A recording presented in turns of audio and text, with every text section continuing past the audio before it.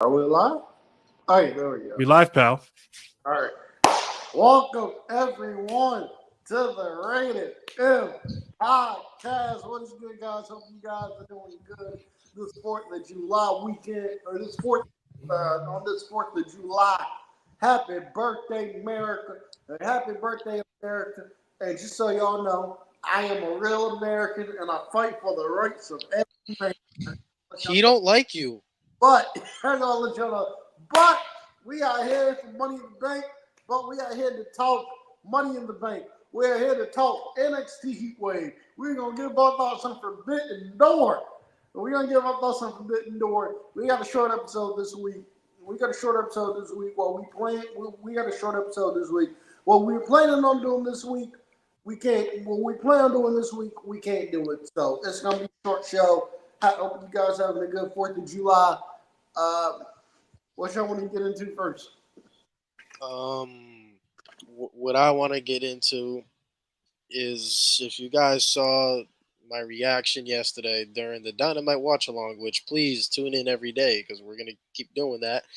The main event was Bitch Osprey versus one of the most over acts in AEW the past 3 years, Daniel Garcia.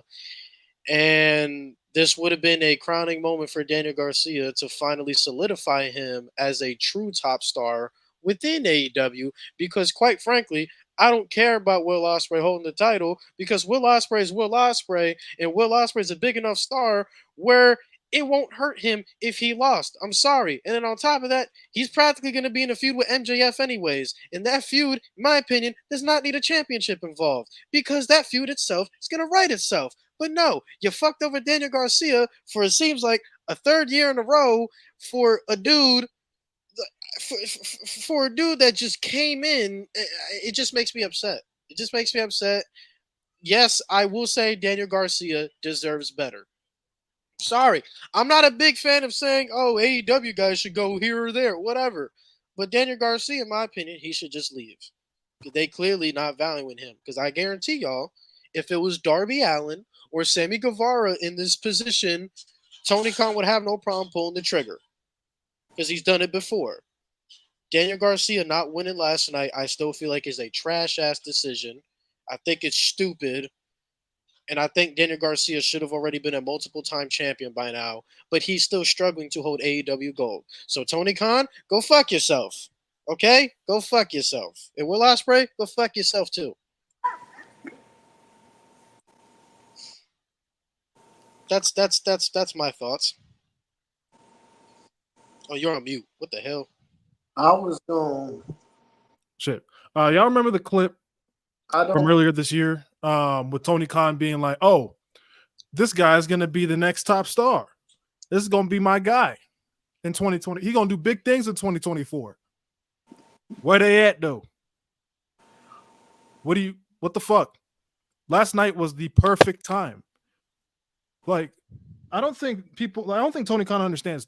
Will Ospreay's not going to get hurt from losing. I'm gonna. Maybe this is just me being a shill.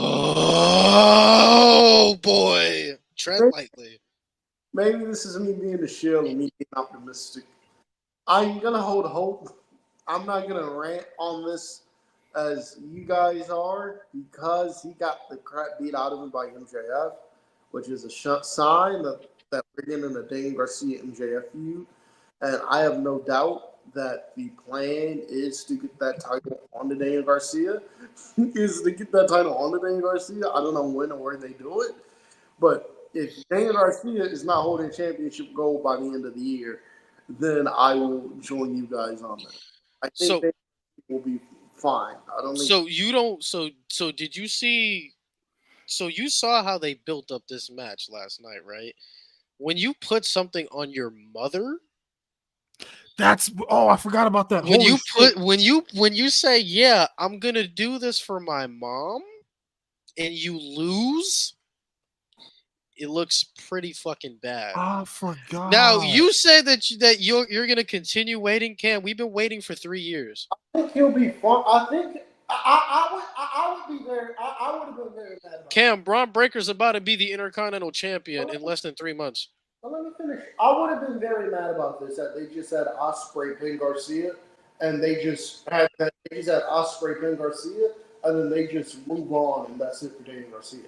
Daniel Garcia got the crap beat up out of Ospreay pin him, but he got the shit beat out of him by MJF. So we're clearly getting an Ospreay MJF.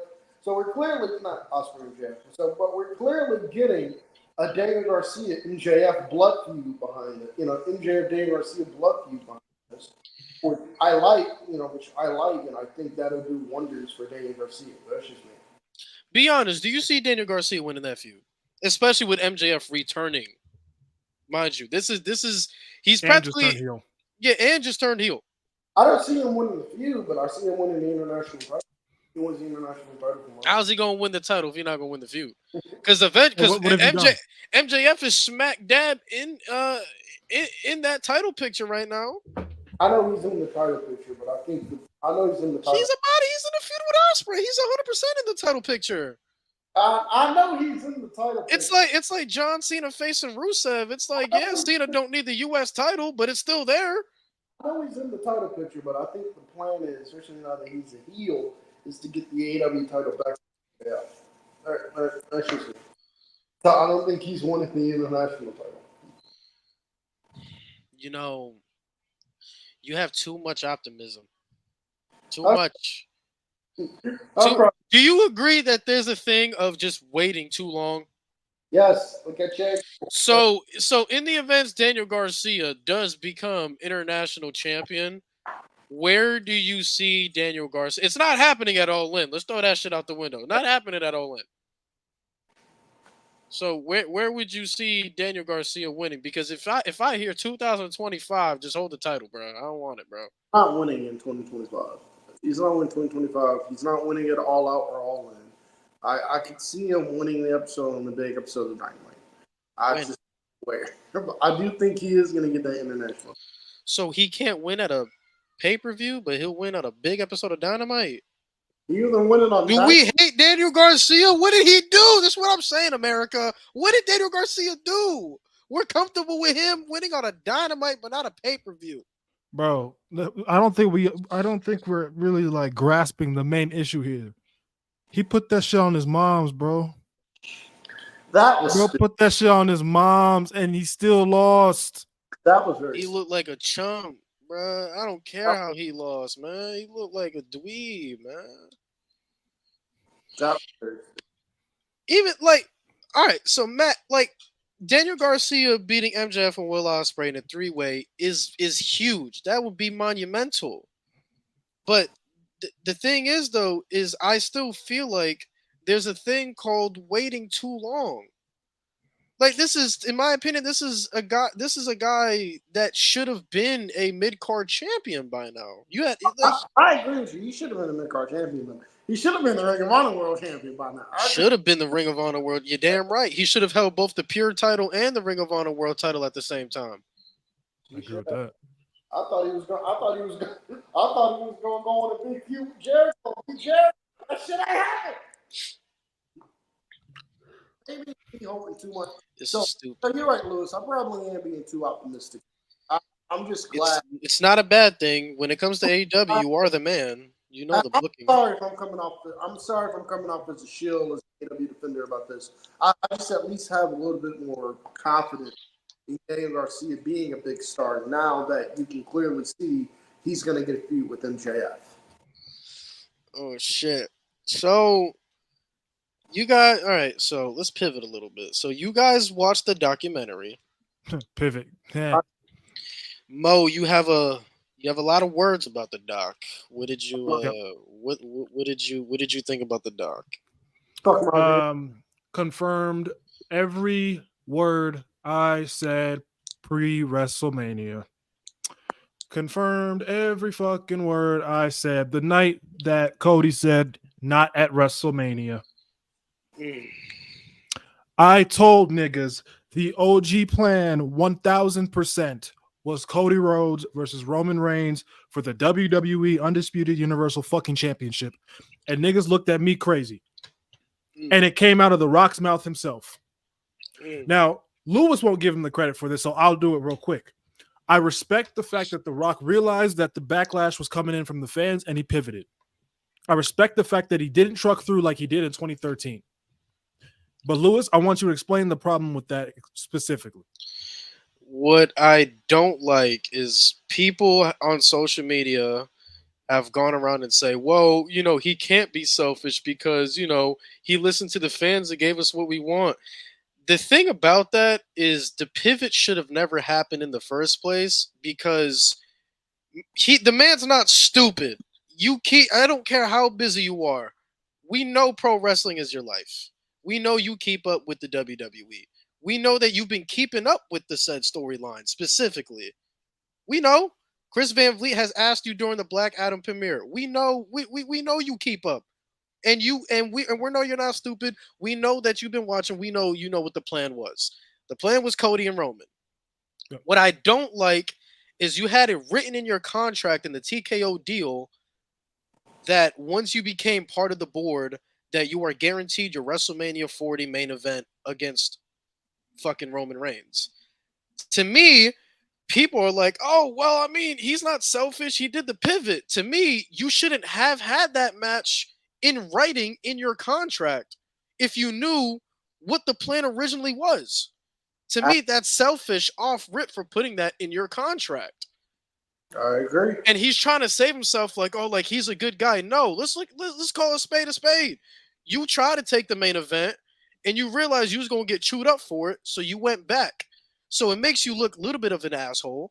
Or a little bit less of an asshole, but I still think he's an asshole for even trying to consider taking somebody's main event spot of a story that's been built up for damn near 2 years now. I agree. To me, that is selfish. I don't care that he pivoted because the pivot should have never happened. The plan should have always been the plan. And if you really wanted your Roman Reigns match, and WWE would never deny you that match, you could have had it at WrestleMania 41. Exactly. What is WWE going to say? No. Literally, in which whoop-de-fucking do, the match is going to happen at WrestleMania 41 regardless. Well, now it looks like it's going to be Cody and Rock is what the rumor is, which is unfortunate. But I will say, though, did you pivot? Did you add to the story? Yes, you did an amazing job. You dropped the F-bomb on WWE television. Fucking hell. But you did amazing. You changed everything. You gave Seth Rollins a WrestleMania main event when his plans got fucking screwed up. You did great. That was amazing. I still think you're a selfish piece of shit for having that shit in your contract, though. Oh yeah, he pivoted. The pivot should have never happened. The plan should have stayed the plans. I agree. Regardless, the plans should have stayed the plans. Fuck you. I'm with you. Samoan Caillou, ugly ass. Hey, that's my joke. God damn it. I wanted to say, damn, that was my next thing. Anyway, but what I will say about this whole thing, for me, my favorite part of this whole situation is not the fact that Cody got to finish his story, despite that being great. For me, it's Seth Rollins getting that WrestleMania main event. Yeah.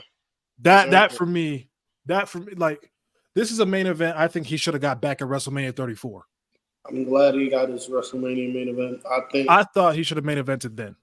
I'm glad Seth finally got his WrestleMania main event, because just looking at Seth right now, where I don't think if Seth didn't get his WrestleMania main event last year, I don't think he was ever going to get it. I just don't think he was ever going to get it. 32, he was injured, unfortunately. 35, he was scheduled the main event, but then his wife got hot, so they put Becky. Him and Brock was supposed to be the main event. Yeah, originally. I don't like them having long matches. I like when him and Brock have fast-paced 10-minute matches. I was earmarked to be the main event, and then Becky Lynch got hot. Earmarked to be the main event, and then it was scheduled to go on before the main event, and Brock Lesnar said, "Fuck." Brock Lesnar said, "Fuck this, we open it." And Brock said, "Fuck this, we open it."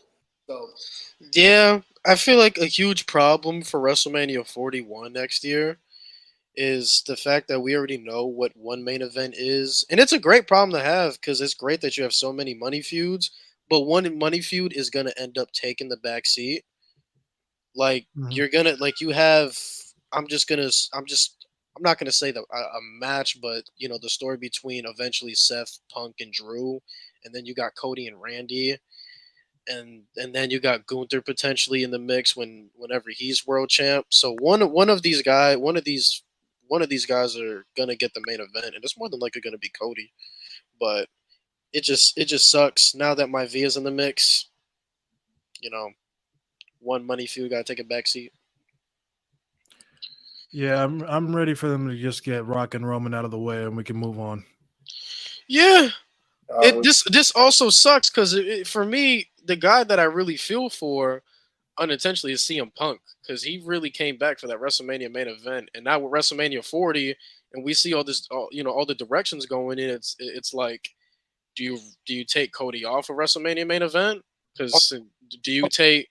I mean, you got Gunther, who's world champion. You want to establish him, and he's getting super over with the casual audience. Do you want to establish him in the WrestleMania main event? Or do you want to say fuck both of them and throw Punk, Drew, and Seth in the WrestleMania main event in night one?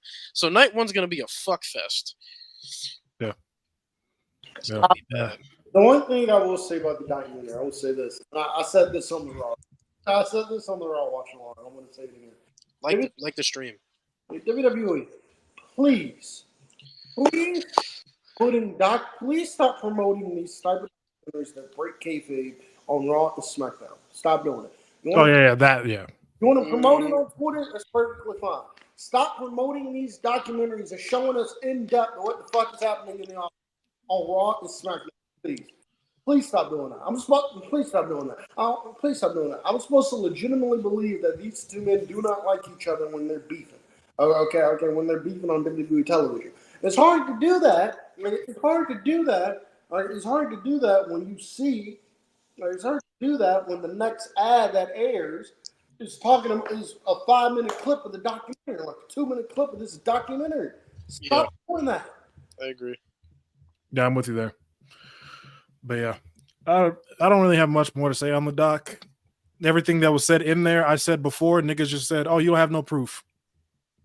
There's a whole documentary to prove what the fuck I said. What I don't like is people on social media is like, well, Cody knew the plans that it was supposed to be Roman and Maivia, and he pointed at Roman. He went into business for himself. Shit, if I work so hard for a WrestleMania main event and I got a chance to change it, I'll go to business for myself too.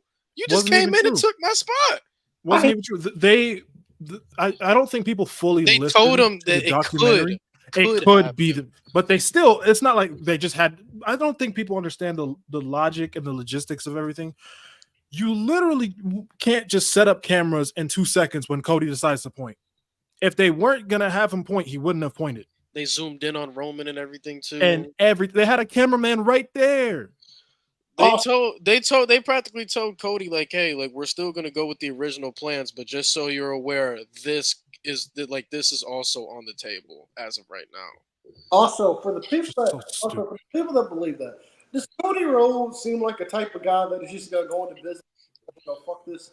Like, I mean, would you blame him if he did in that certain scenario? I wouldn't. No, but I don't think he would. That's what I'm thinking. He's a company guy. CM Punk would have went. Fuck you. I'm getting my main event. Good Lord. Hey, I wish you would have said that in 2013. Oh man, he probably did. They were probably like, nah. Yeah, Vince was probably like, nope. Sorry. Probably like, nah. My question is, what would Taker have done that year? I like the idea of, because I remember that Fatal 4-Way they had. Of the winner would go on to face Undertaker at Mania, and I believe it was Big Show, Randy, Sheamus, and Punk. I would have thrown Sheamus at Undertaker personally. That would have been fun. I would have thrown. But also in that time frame, I feel like if Punk wasn't involved, they would have given it to Randy just to run it back again, which I wouldn't have been mad at either. Yeah, I've been fine by me. But Sheamus is somebody I would have thrown just to have something new. And damn, they really never wrestled, huh? They just should have. Damn, that would have been a good match too. They just should have threw Jericho. But I'm sorry. Jericho's a good option. Oh, move Fandango out. Jericho never had a crack at the streak, huh? Oh, hey, here's a fun fact. Maivia didn't either. Damn. Fun fact about that Fatal 4-Way.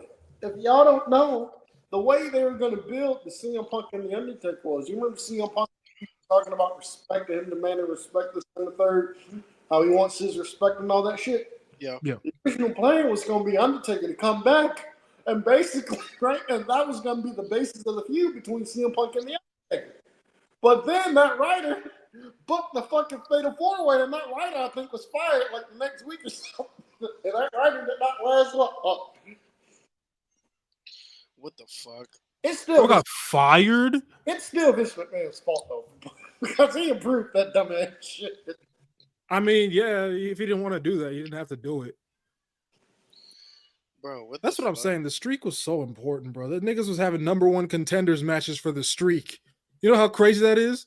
Yeah, they were having a chance, but man, I would have let Sheamus have a crack at it. Fuck it. Do it. It would have been a cool match, bro. I can't lie.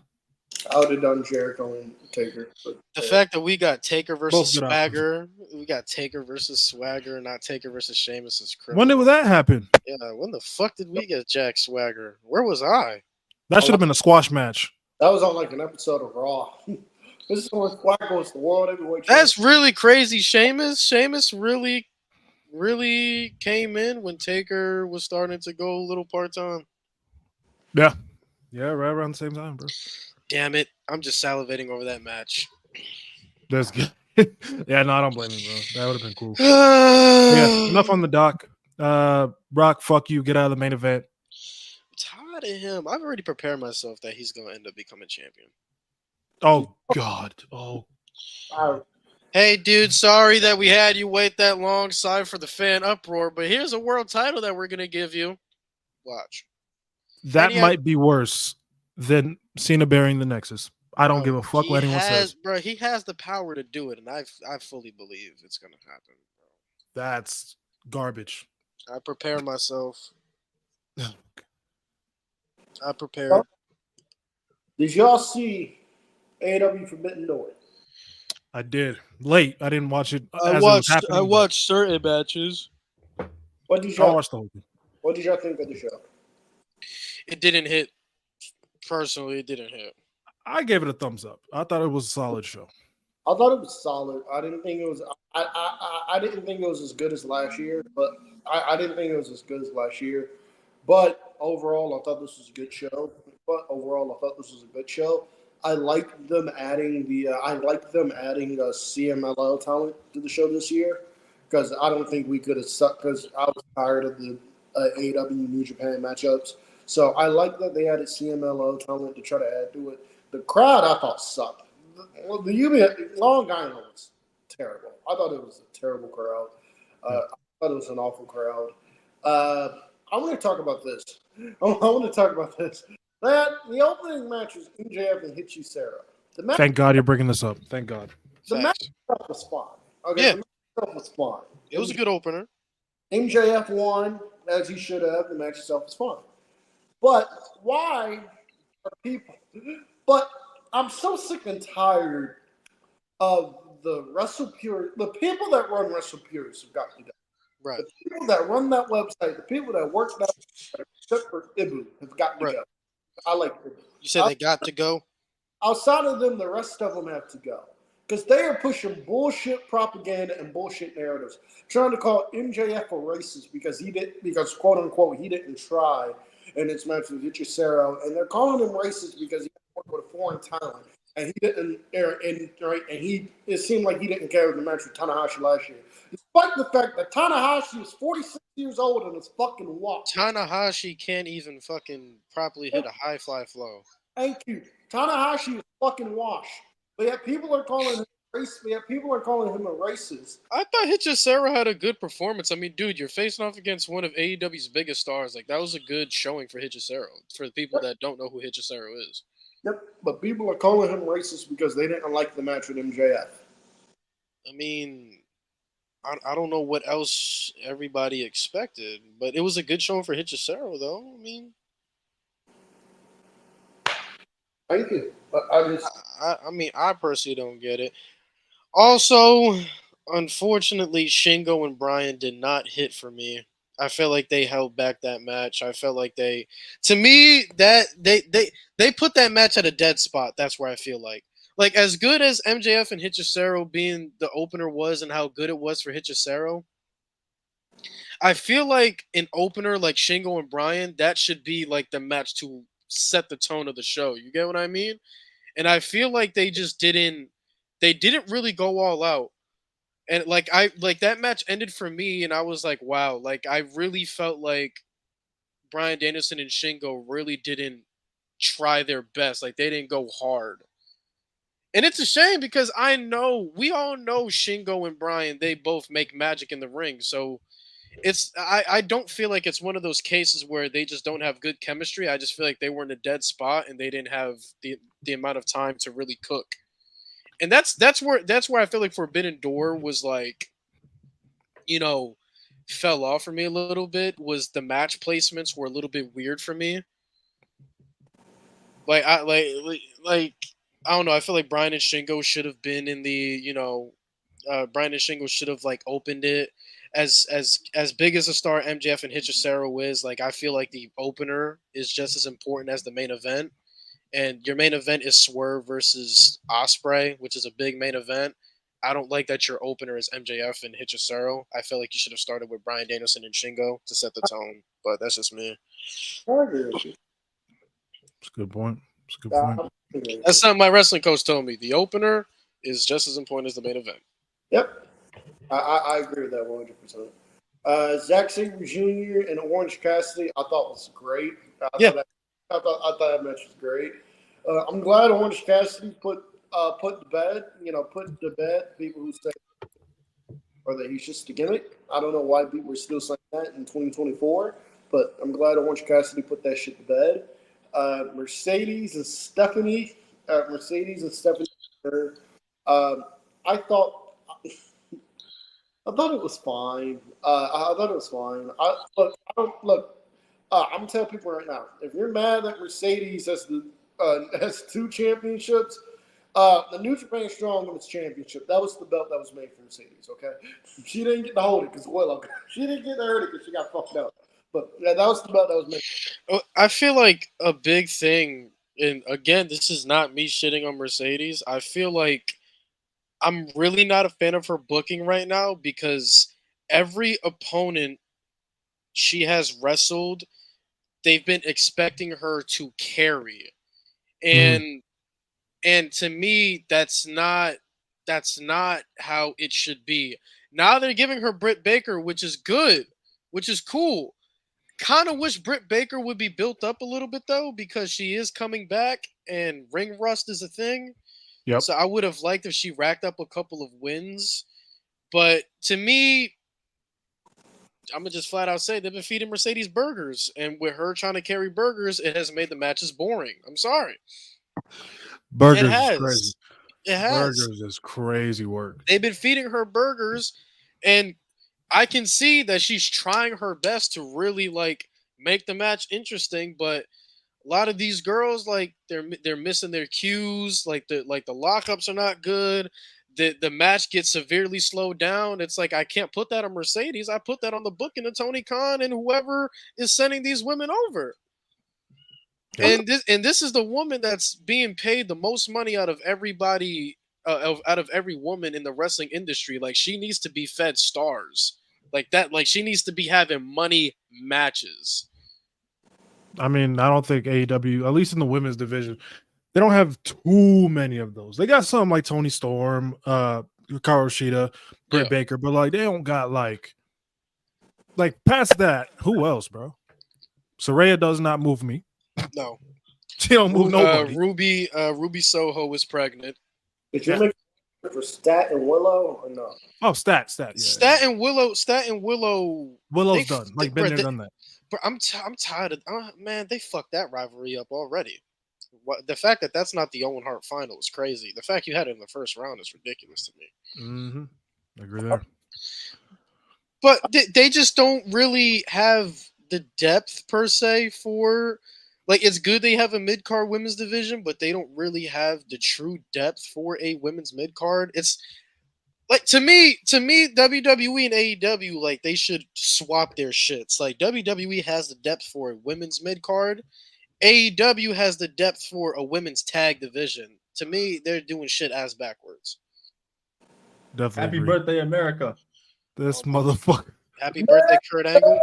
Fuck yeah. You see, Sky Blue to me, here's the thing about Sky Blue. She screams to me that she needs somebody to bring the best out of her, which is good, but I also feel like she's still missing something that's holding her back. Charisma.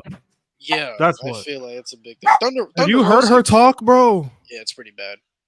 Oh, Thunder Rosa's another one. Sorry, guys. Keep reminding me, bro. Thunder Rosa, Deonna Purrazzo, they have good women. They have good women. Use them. They just don't use them. Yeah. They use Thunder Rosa and Deonna Purrazzo. Yeah, they did. They do. On what? In Collision, they had a great match. They had a phenomenal match. That's the Collision show. They had a phenomenal match. I'm sorry. I've fallen off Collision. I can't lie. I was on it heavy for a minute, but now I'm just like, I'm not mad at you. Don't worry. But, So Chris, did you check out the documentary? I started watching it. I got like 30, 40 minutes in, and then I fell asleep. What's your damn? Oh fuck. Okay. What's your thoughts so far? Fuck Dwayne for ever getting involved. I mean, I know I love this guy. I love what's this up, guy. man? What's up with everybody? I'm so sorry I'm late. I love this guy. I do. Athena, you see, Kim, you've been vouching for Athena for too damn long. Why is she still the Ring of Honor Women's Champion, Kim? Huh? She's not on television. Yes! Thank God. Okay. Thank God. Okay. Did you win the lottery? Will Ospreay got released? I'm sorry. wow. Okay. Did you sorry. get Kylie Jenner nudes? No, I'm sorry. Mid? No, I'm sorry. I open up Instagram. The first thing I see is that Athena will be wrestling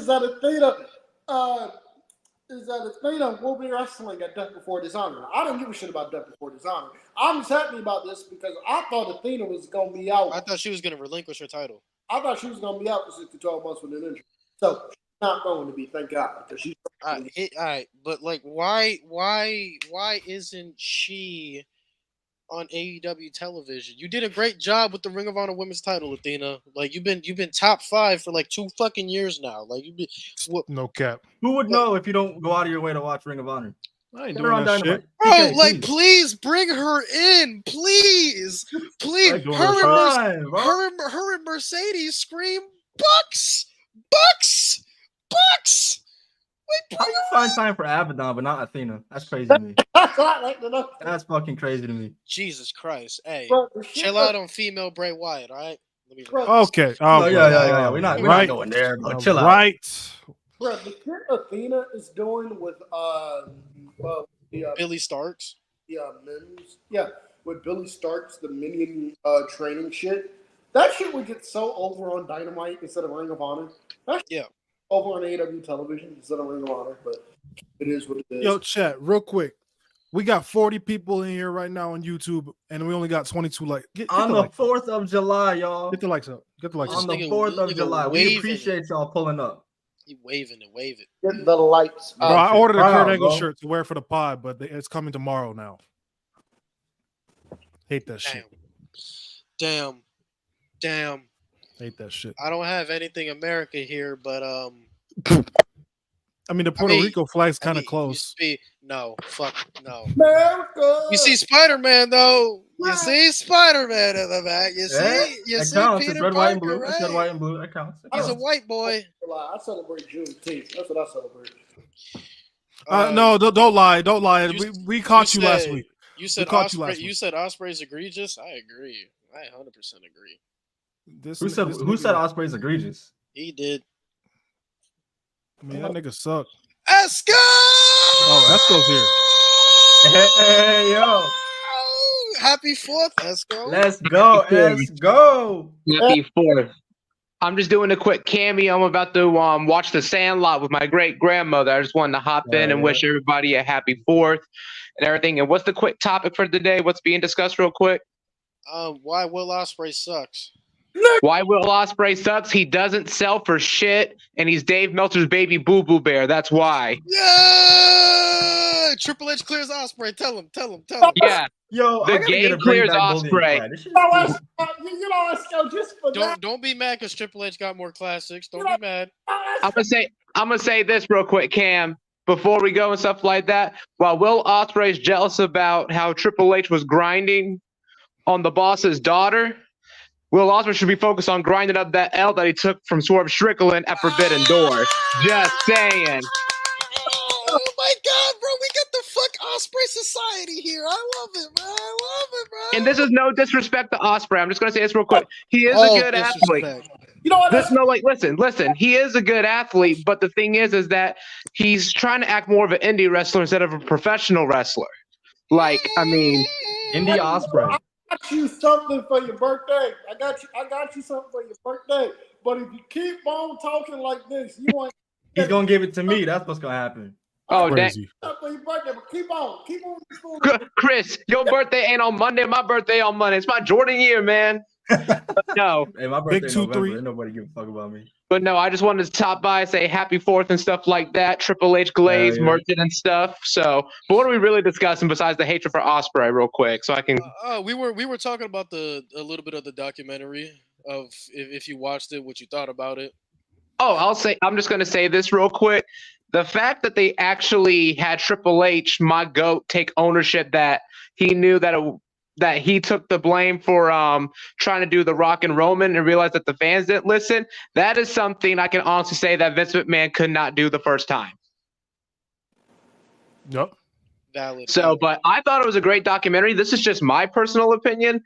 Like, I would have released it like later towards the end of the year, and the only reason why I'm saying that is because normally at the end of the year, that's when you get like all of the like what all happened and everything like that. And I wouldn't have put it like on the WWE channel because if you want to keep kayfabe alive for those that still think the shit's real, like put it just like exclusive on Peacock. But other than that, I thought it was pretty good. I think that it could have been a little bit longer, in my opinion, because I was under the impression with how it was promoted, they were going to go through the whole card. I didn't know they were just talking about the main event. Like, if they would have discussed the whole card about how Rhea Ripley's like, yo, I have anxiety from doing this, and then Motion and White comes in. Like, if they would have done something like that, that would have been great. But I thought it was pretty good. Popcorn entertainment. But I'll say this, though. I just wish they would do more with the matches. That's just me. I agree. Like they used to do the 24 documentaries on the network. I love those. Yes, dude, those were so hype. Thanks. So I love those. I just want them to bring back the Smoking Skull sessions. That's all. I want them to get rid of my Via. That's what I want. Yes, I agree. I agree. I want Samoa and Caillou gone. I'm gonna leave y'all on this note after we get done talking about this part. Are y'all seeing where they're trying to make a rumor that when Drew McIntyre is trying to climb the ladder, they're saying that fucking AJ Lee gonna come in and cost him the match? Have y'all seen that shit? I had a dumbass tell me this earlier today, bro. Really? You went in the chat earlier and said, "Hey guys, I heard from Fightful that the Money in the Bank winner's gonna have to announce the cash in." Yeah, Cam should be stoned for that. Why do you want that, Cam? Why? What the fuck? What's a real dead ass? Why Why do you want announced cash-ins? I think it makes it better. Motherfucker, no. It makes it pointless. So you want Edge to just walk up to Undertaker like, yeah, bitch, I'm wrestling you next week for that title. Instead of just give me a quick second, y'all, because I got to hear this one and stuff like that. Sandlot can wait. Let me get my grandmother her dinner real quick. I'll hop back on like about 10 minutes. I got a good theory about this one. I can tell y'all. Be back in the gym. You know what's crazy? Triple H never won a Money in the Bank, right? You better not have. As he should not have. Didn't need it. That would have been a great heat. Hey, Randy didn't need it in 2013. Yeah, the Triple H in the Yeah, but Randy, when he won it, made a lot of sense. Like, you don't think but it's Triple H. Yeah, I mean, Cena won it. Why couldn't Triple H win it? This is true. Well, that was one of the worst. Check out the video. Cheap plug. That was one of the worst Money in the Bank winners ever. So, yeah, I mean, you know who else was too? Barat. Let me chill. Yeah, he went on the list too. Don't worry. He got flamed. I watched the video. Don't worry. He got his bitch ass got flamed. Bro, the people that were in front of me when I was at that show were cheering that shit. Oh yeah, you were there, huh? Bro, 15-year-old me was pissed. 15-year-old you was crashing out. Look at I was, bro. Yeah, I was fit. What? 2019. 20... Oh yeah, I'm 21. I was about to be 17. Crash out, Cam. Cam, what you gonna crash out over? Nothing right now. I want to hear nothing. What you mean nothing? Okay, right hold now? on. I got it. Here's how we get a crash out Cam appearance. Jade Cargill. He's trying. Jade Cargill sucks. You do know she's gonna win the Rumble, right? Oh God. We'll cross that bridge. You do know she's gonna main event WrestleMania overseas. Don't ever say that. We'll cross that bridge when we get to it. You do know she's gonna end up being women's champion, right? I'll cross that bridge. And you do know she's never been pinned or submitted in WWE, right? I'll cross that. I know. You do know Bianca's the reason why she lost the titles, right? Cam, you know what's crazy? But Jade Cargill has more WrestleMania appearances than Will Ospreay. Yeah.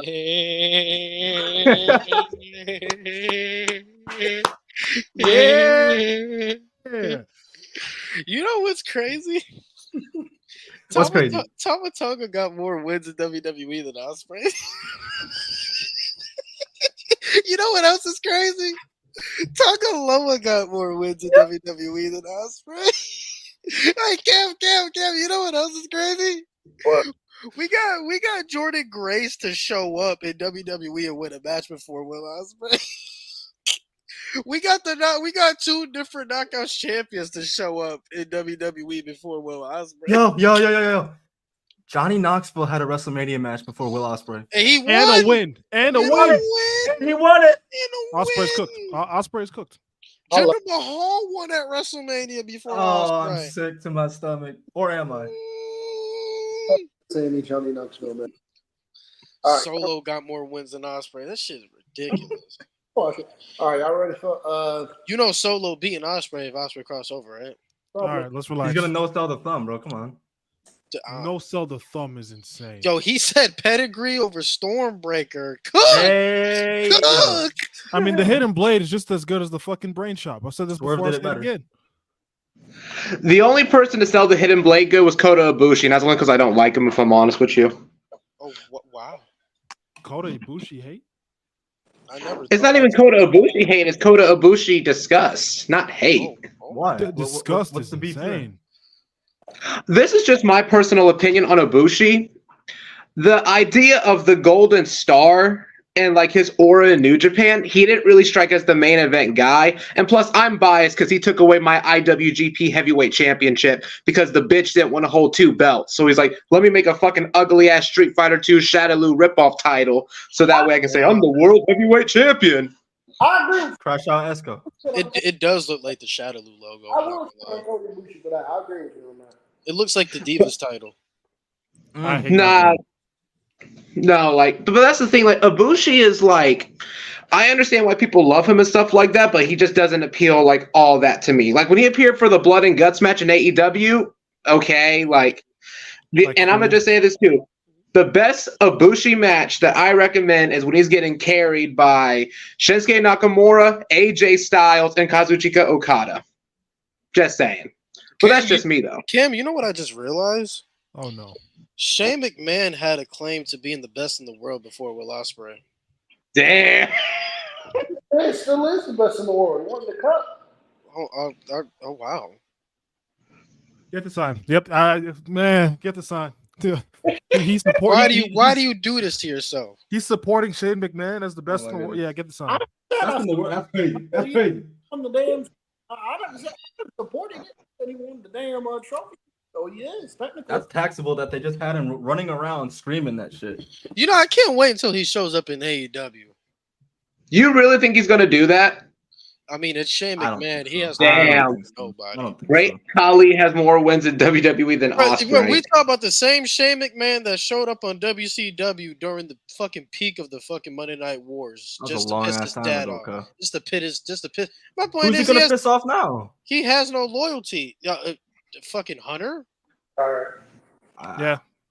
You see who his father is? Why Shane don't have loyalty? Vince, his father Vince, literally was like, "Hey, Dad, I really like what you're doing with professional wrestling. Let me have a go at it. As I put everybody out of competition, put everybody out of business, and put everybody against each other on national television." In the actuality, I fuck it up, but you know what? I need the power of Hulk Hogan and his American Power brother to freaking rebuild it. Well, because you didn't want to work with the NWA. To be fair, in that time frame when he did buy it from Vince Sr., he took a pro wrestling promotion and turned it into a global phenomenon. So, oh yes, that's wonderful. Yeah. But you know what he ended up doing? He monopolized everything and pretty much allowed everybody to watch one particular product while everything else just couldn't make it. well, Yep. I mean, This is true. sometimes you got to do what you got to do to be the best in the business, man. Okay, if you go, okay, I mean, he's a I see great what you mean. I'm businessman. best in the. Yeah, oh yeah, great businessman. Absolutely, I give him credit But for different. that. But you can't really. You mean to tell me if he's a great businessman, he knows what he's doing? You mean to tell me that we are all in support of frickin' 3-minute Attitude Era matches and frickin' concussions and everybody wrestling through injuries? Well, in the Attitude Era, in that time frame, that's what was popular. That's what really got them over. So, I mean, I can't really fault him for doing stuff that worked in that time frame. I will give him credit for this, and I know most people are probably going to cancel me for this. And Mo, one beautiful, just such a beautiful championship. But before I begin, Lewis, can you at least give credit to Bret Hart when he said that was the most beautiful championship in all of wrestling? No. Okay. Yeah, giving that nigga shit. Yeah, giving that nigga shit. Oh. Y'all seen that video, right? Where Bret Hart is like unveiling the winged eagle. He goes, "God knows why it's that awful piece of crap that they have right now." Y'all ever seen that clip? Let's talk about Well, that. well, let me ask you this. Have you seen a clip where Bret is not bitching? Always mad at the world. Like, bro. Like, bro, you're old. Just live life. Just live he life. actually, you know what? Just to mess with you, Lewis, he's staying in character in WCW when he was talking about how bad he was treated. I mean, tell him to duck next time. Oh my God. We believe in the afterlife. He has another chance. Lewis, send me that quote you made in the Discord. What Bret should have ducked. Send me that. Someone said Lewis, Bret Hart or Will Ospreay?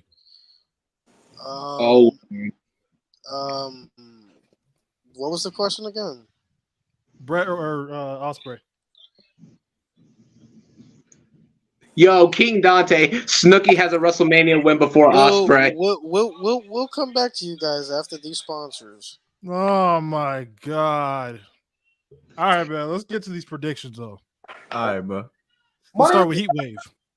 They're both ass. I'm sorry. What are we starting with? You said wait, what Bret Hart meme did you want me to say? The one that you said Bret should have ducked. Yeah. That needs to be the first T-shirt for Rated M when we do ourselves on Pro Wrestling Tees. Bret should have ducked. That ass. He should have done, bro. All right, so here's the thing with Bret Hart and Will Ospreay, right? Here's the thing. What's the best way I could put this? Let me compare them real quick.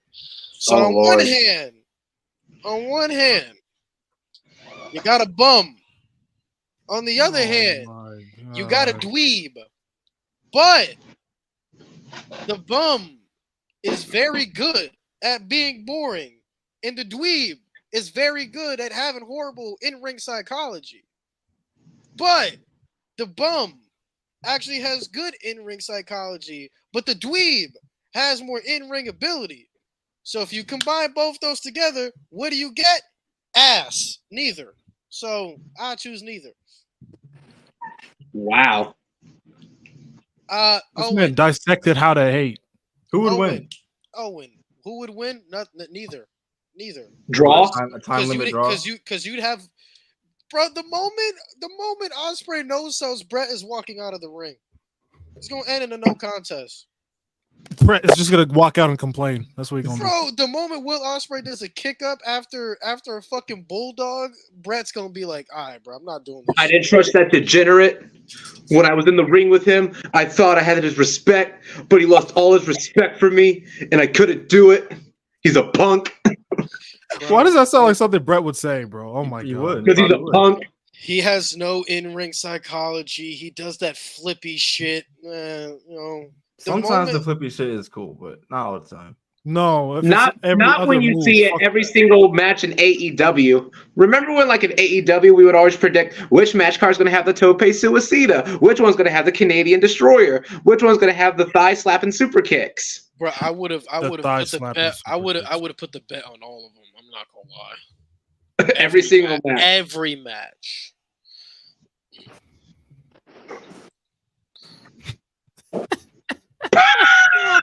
Oh look, there I am, Mom. There I am. There I am. Bad Bunny Benito has more wins than Ospreay. He does. Oh wow. He Oh does. wow. So guys, there is me. That's an old picture of me. You know, me with my Braun Breaker haircut. Who you trying to Yo, You know, Joe listen, Eagles 09. I mean it when I say he Floyd should have Mayweather had more wins than Ospreay at Listen, I mean WrestleMania. it, bro. There's no way you can blame this dude for giving you a concussion, knowing willingly you have a concussion and you wrestle after. That's not his fault. You That's literally your fault. wrestled weeks after that. No. Lewis looks like a young Eddie Kingston. Are you saying that because we're both Puerto Rican? I'm Puerto That's Rican. Are you saying that 'cause we're both Puerto Rican? Are you saying that? I don't see it. You I like don't darker than Eddie Kingston, my boy.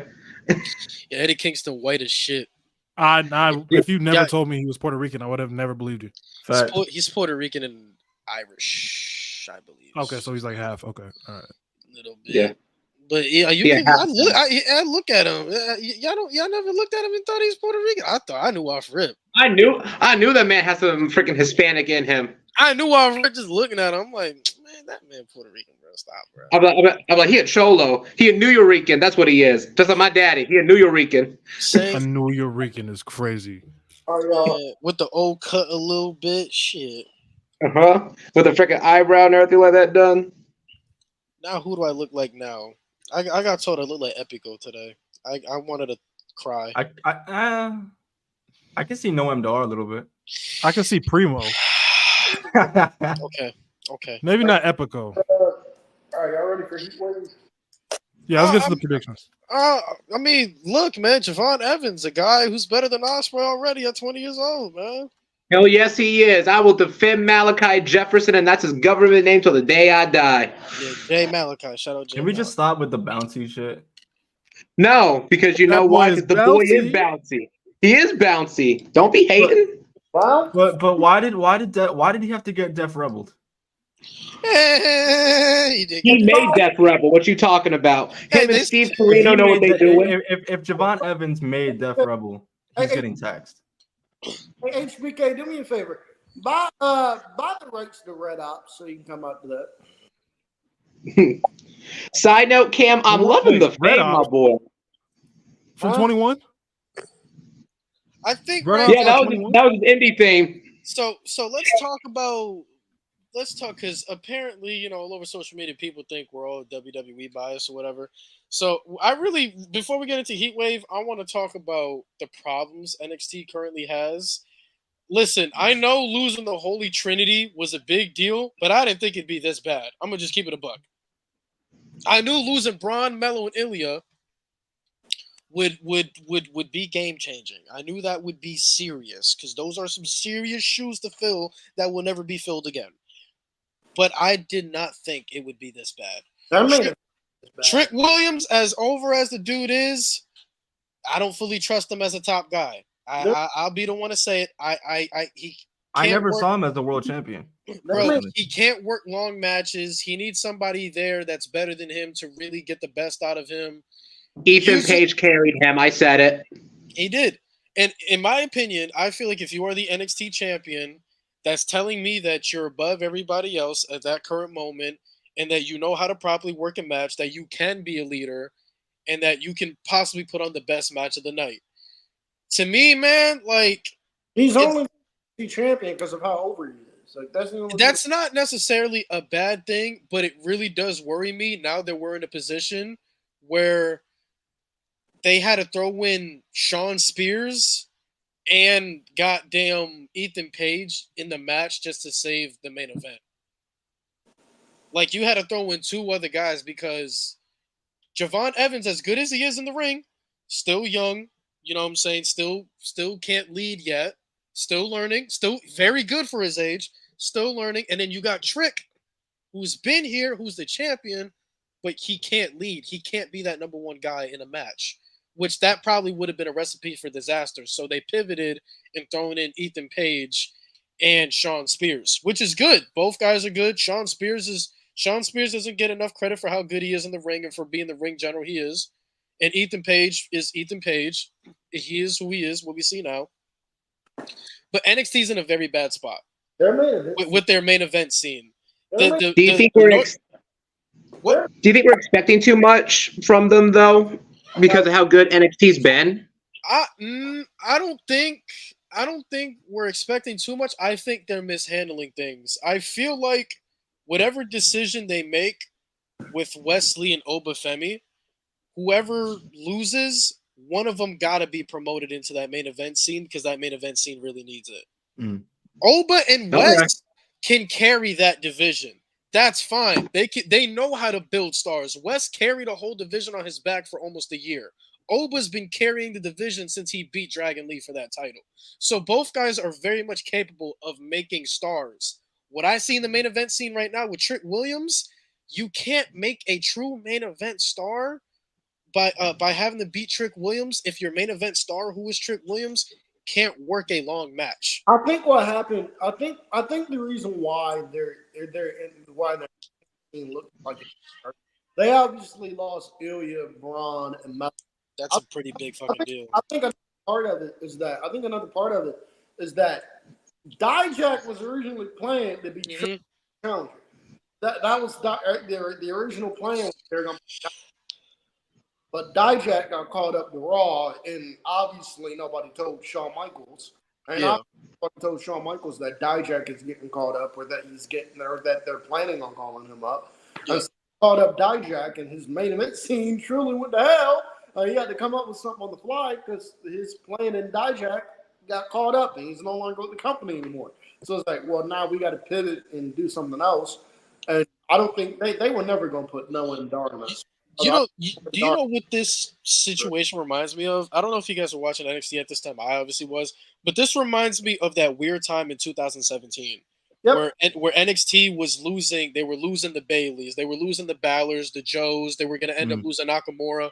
I feel like what NXT really needs to do right now, you need to make a big splash in free agency. Ethan Page is a good splash. He wasn't a big splash, but for how he is with the NXT product right now, it's good. You're getting somewhere.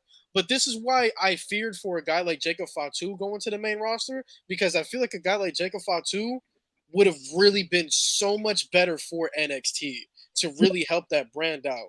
You know what I would like to see them do? I'm sorry to cut you off, Lewis. No, you good. Go ahead. But that's how I like to see them do. What? You have Shinsuke Nakamura, who's doing main roster. Yeah. Let Shawn Michaels borrow Shinsuke Nakamura for a few months. Please. Drafted to SmackDown to do nothing. I'll be okay with it. Let Shawn Michaels borrow Nakamura. That's why I wanted Cedric Alexander and Ashante to move down to NXT too. Yeah. Like Cedric in the North American scene, that would cook. Yep. Real talk, I wanted AJ Styles to go to NXT. I thought he was bad. Let Shawn borrow Nakamura for a few months so we can get some Trick Williams Nakamura matches. And also, I don't know if I know he still works for WWE because he works behind the scenes as producer. I don't know if he has any plans of getting back into the ring or what. But Bobby Roode is there. You can always ask. You can always go to Bobby and ask him, "Hey, would you mind getting back in the ring?" I feel like right now, I feel like right now this TNA partnership has been a real blessing in disguise because it's been hiding the flaws of NXT. But I'm really just worried. Like a guy like Trick Williams, like I'm really just worried because as over as you are, like for an NXT title match, I'm expecting to see you work a 15-minute, potentially a 20-minute. Your last title defense, you gave us a 12 with Ethan Page, and Ethan Page did most of the bidding during that match. Now I'm expecting a 15, 20-minute match in the Fatal 4-Way because you got Javon, you got Shawn Spears, who's going to probably lead most of the match because he's the veteran in NXT, and then you got Ethan Page in there. But I feel like right now they're trying their hardest to cover up Trick Williams' flaws, and I feel like they're not doing a good job at doing it. You know what Trick reminds me of? He reminds me of 05 John Cena. Keep going. Where when they drafted him to Raw and he had all those super workers over there. Because if you look at the SmackDown roster, yeah, SmackDown was lit. But if you look at the roster in ring wise, Raw was significantly better. You had guys like Jericho, Christian, Angle, Michaels. So guys that can actually like take him through these good matches until we can finally figure out how to actually like put on long matches and not have to be carried through everything. Right.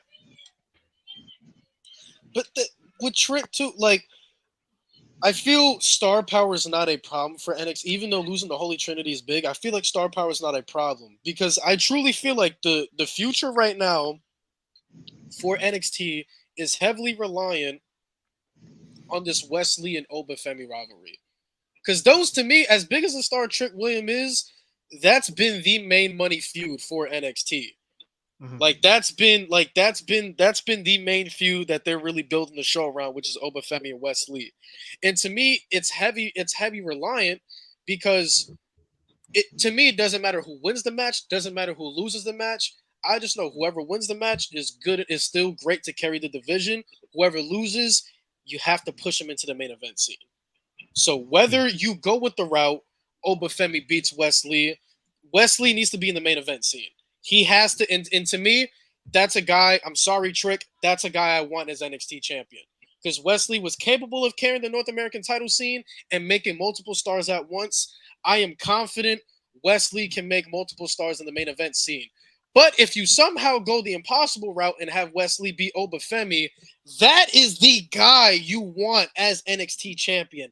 That is a future potential WWE champion. That's a guy who knows how to lead a match, who knows how to properly storytell in the ring, who can really go for a long time. Like, that's a guy. So to me, I feel like Trick is on borrowed time. And I know people were excited about Trick being champion. I personally feel like they just threw the belt on him for the moment because of how over he got. But the more his title reign keeps going, the more I'm like, yo, this is going to get really bad and he's going to get really old really fast. Yep. No, facts. Valid point. Sorry, I yapped a lot, but that's been on my mind for a while. But Lewis, your WWE bias. Another Wesley not being Oba? I mean, Wesley's entire NXT career has been doing the impossible. It really wouldn't surprise me if he beat Oba. No, I wouldn't be surprised at all. But I think I would only have Wesley beat Oba just to finally have Oba go to the main event scene. I think he's more than ready. I agree. The other thing NXT needs to fix is their tag team division. They gotta get. That's why I wanted the Good Brothers to win. I know people don't like it, but Nathan Frazier and Axiom being tag champs, it's a cool little tag team. It's a dope tag team, but those are guys that really need to be in the North American title scene. Facts.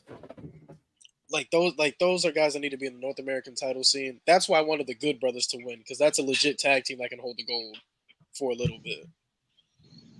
But speaking of main eventers, you have Joe Coffey on your roster.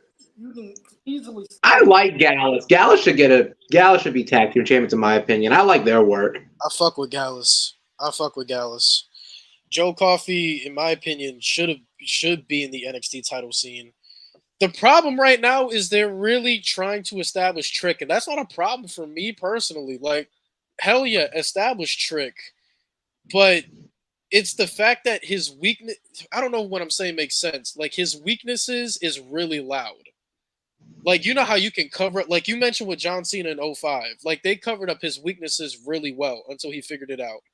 Trick's weaknesses is really, really showing, and they're loud. Yep. Oh, you're on mute, Mo. Yeah, no, I was just nodding my head.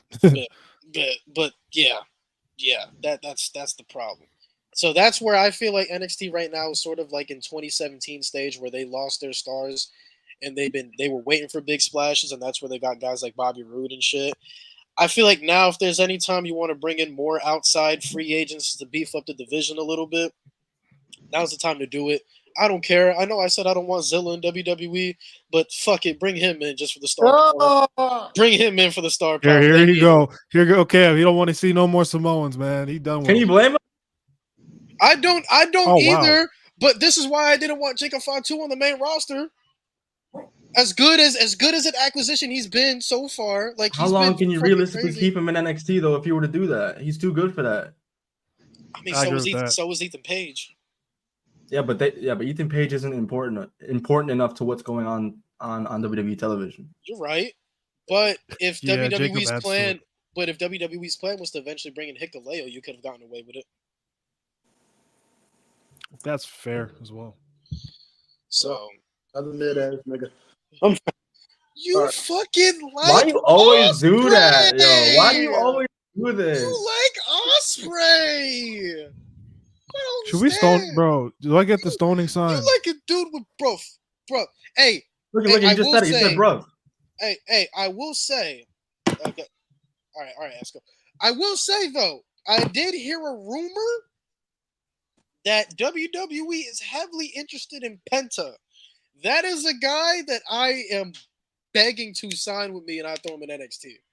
That is a guy. And before people lose their shit like Penta's too good, yeah, so is Dragon Lee. Dragon Lee spent over a year in NXT. You'll be okay. Hey, Penta, listen to me and listen to me good, buddy. If you want to be part of the LWR, Legado del Fantasma. Shut the fuck up. Shut up.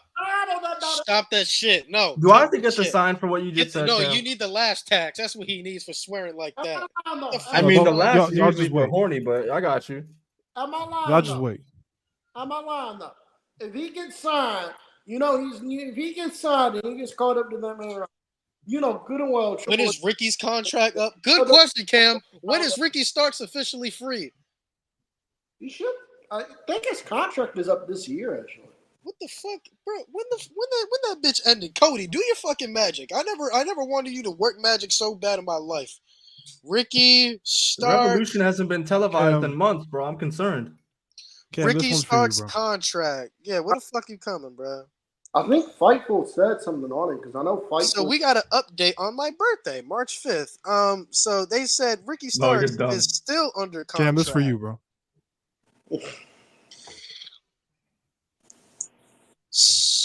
Oh my god. So Ricky's still definitely under contract in AEW. Yeah, that's cool. Can you release him though? Can you release him though? Yeah, I'm not gonna lie. If you snag Penta and Ricky, NXT immediately. Cook. Immediately. I would, yeah. Don't get lost in the shuffle on the main roster. We can't have that. We cannot have that. Please don't go to WWE and join the LWO Legado del Fantasma. Don't nobody give a fuck about the LWO. Well, here's the thing, and it's kind of tough to say, but like every luchador respects Rey Mysterio so much, and they all want to work with him. So it's probably a good chance. Probably a good chance. But I mean, Penta's done it before. Yeah, put House of Black in NXT. Oh fuck! I need Aleister Black back in WWE. I need Malachi Black to work singles matches before doing anything. Dustin's contract is coming up in September. He should stay in AEW. Yeah, no. We don't need him on. What are we gonna do? Cody Dustin too? I'm cool, bro. It wouldn't be as good as the first, in my opinion. It's not gonna sniff the first. It's hard, bro. That's one of the few dubs I'll give to AEW. I will say though, Dustin is one of those guys that fall into the Ziggler category where I felt like he should have left WWE 15 years ago and done other work elsewhere and see where he would have been. And then circle back. Definitely could have been a TNA World Champion. I agree with that. No. Ray helps luchadors get over, so I don't think it's a bad thing. I mean, they stay over. Is Dragon Lee over though? Yeah, I was about to say, what about Dragon Lee? Bro, how they handle Dragon Lee makes me so bad. Just book him in good matches, bro. What luchador says that nigga gotten over? I love Ray, but what luchador says that nigga gotten over? We need Lucha Underground Penta. Put him in NXT. I'm trying to tell y'all, man. Underground Penta would be great. Oh, all right, y'all ready? All right, y'all ready for it? Damn, let's get the heat wave. We really yapped about how bad Trick Williams is. All right, y'all ready? Trick, I mean me. All right, y'all ready for Heatwave predictions? Let's do it. All right, let's ahead. go. On the Who got the card? we have JC Jane and Jasmine Nix taking on Ariana Grace and Carmen Petrovich. This match is only on the show because they are in Canada. And Carmen Petrovich and Ariana Grace are Toronto natives. So that is why they are on the show here. I really do hope, especially since they have a working relationship, that we get a Santino Marella appearance on this show. I really do. No, I agree. Oh, you don't like Santino? He's the director of authority. What is he gonna add? What is he gonna add to the show? On the pre-show? Chris, What is he gonna add to the show? Well, he's the director of authority, so he's technically the GM of TNA. And he's Ariana Grace's dad. Yeah, and he's the father of Ariana Grace. So I would like and he's also from Toronto. So I would like to see Santino on the show. Wait. You said Santino from where? He's from Toronto. He's not from Italy. No. We out here lying now? What are we talking about? He's not from Italy? Nope. Since when? Since my childhood is ruined. My childhood is ruined. Since Kyle Lee was world champion. But no, I would like to just Santino make an appearance on the show. Shut up, Malik. Eat shit. But no, I would like to see Santino make an appearance on the show. So are you expecting Ariana Grace to win? On the show. I think Ariana Grace and yeah, I can say something about that. There's sedimentary, there's lavas, there's the ones underwater. There's the ones in my front yard. There's a lot of them. There's a lot of gravel. There's the ones that get stuck in between your shoe. Those ones suck. I believe those are pebbles. There's ones that there's ones when you climb mountains. I think if you want me to talk about those, talk about boulders. They're in Yu-Gi-Oh cards. Yeah. They're in Yu-Gi-Oh cards. Some of them are Pokemon. Some of them are Pokemon. Tremor from Mortal Kombat. That's his main powers. That's his main powers. What's going on, yo? Bro, he told me to talk about them, so I did. Okay. All right, but we got Carmen and Ariana winning, right? I have Ariana winning, yeah. Yeah. Okay. The show's opening. No.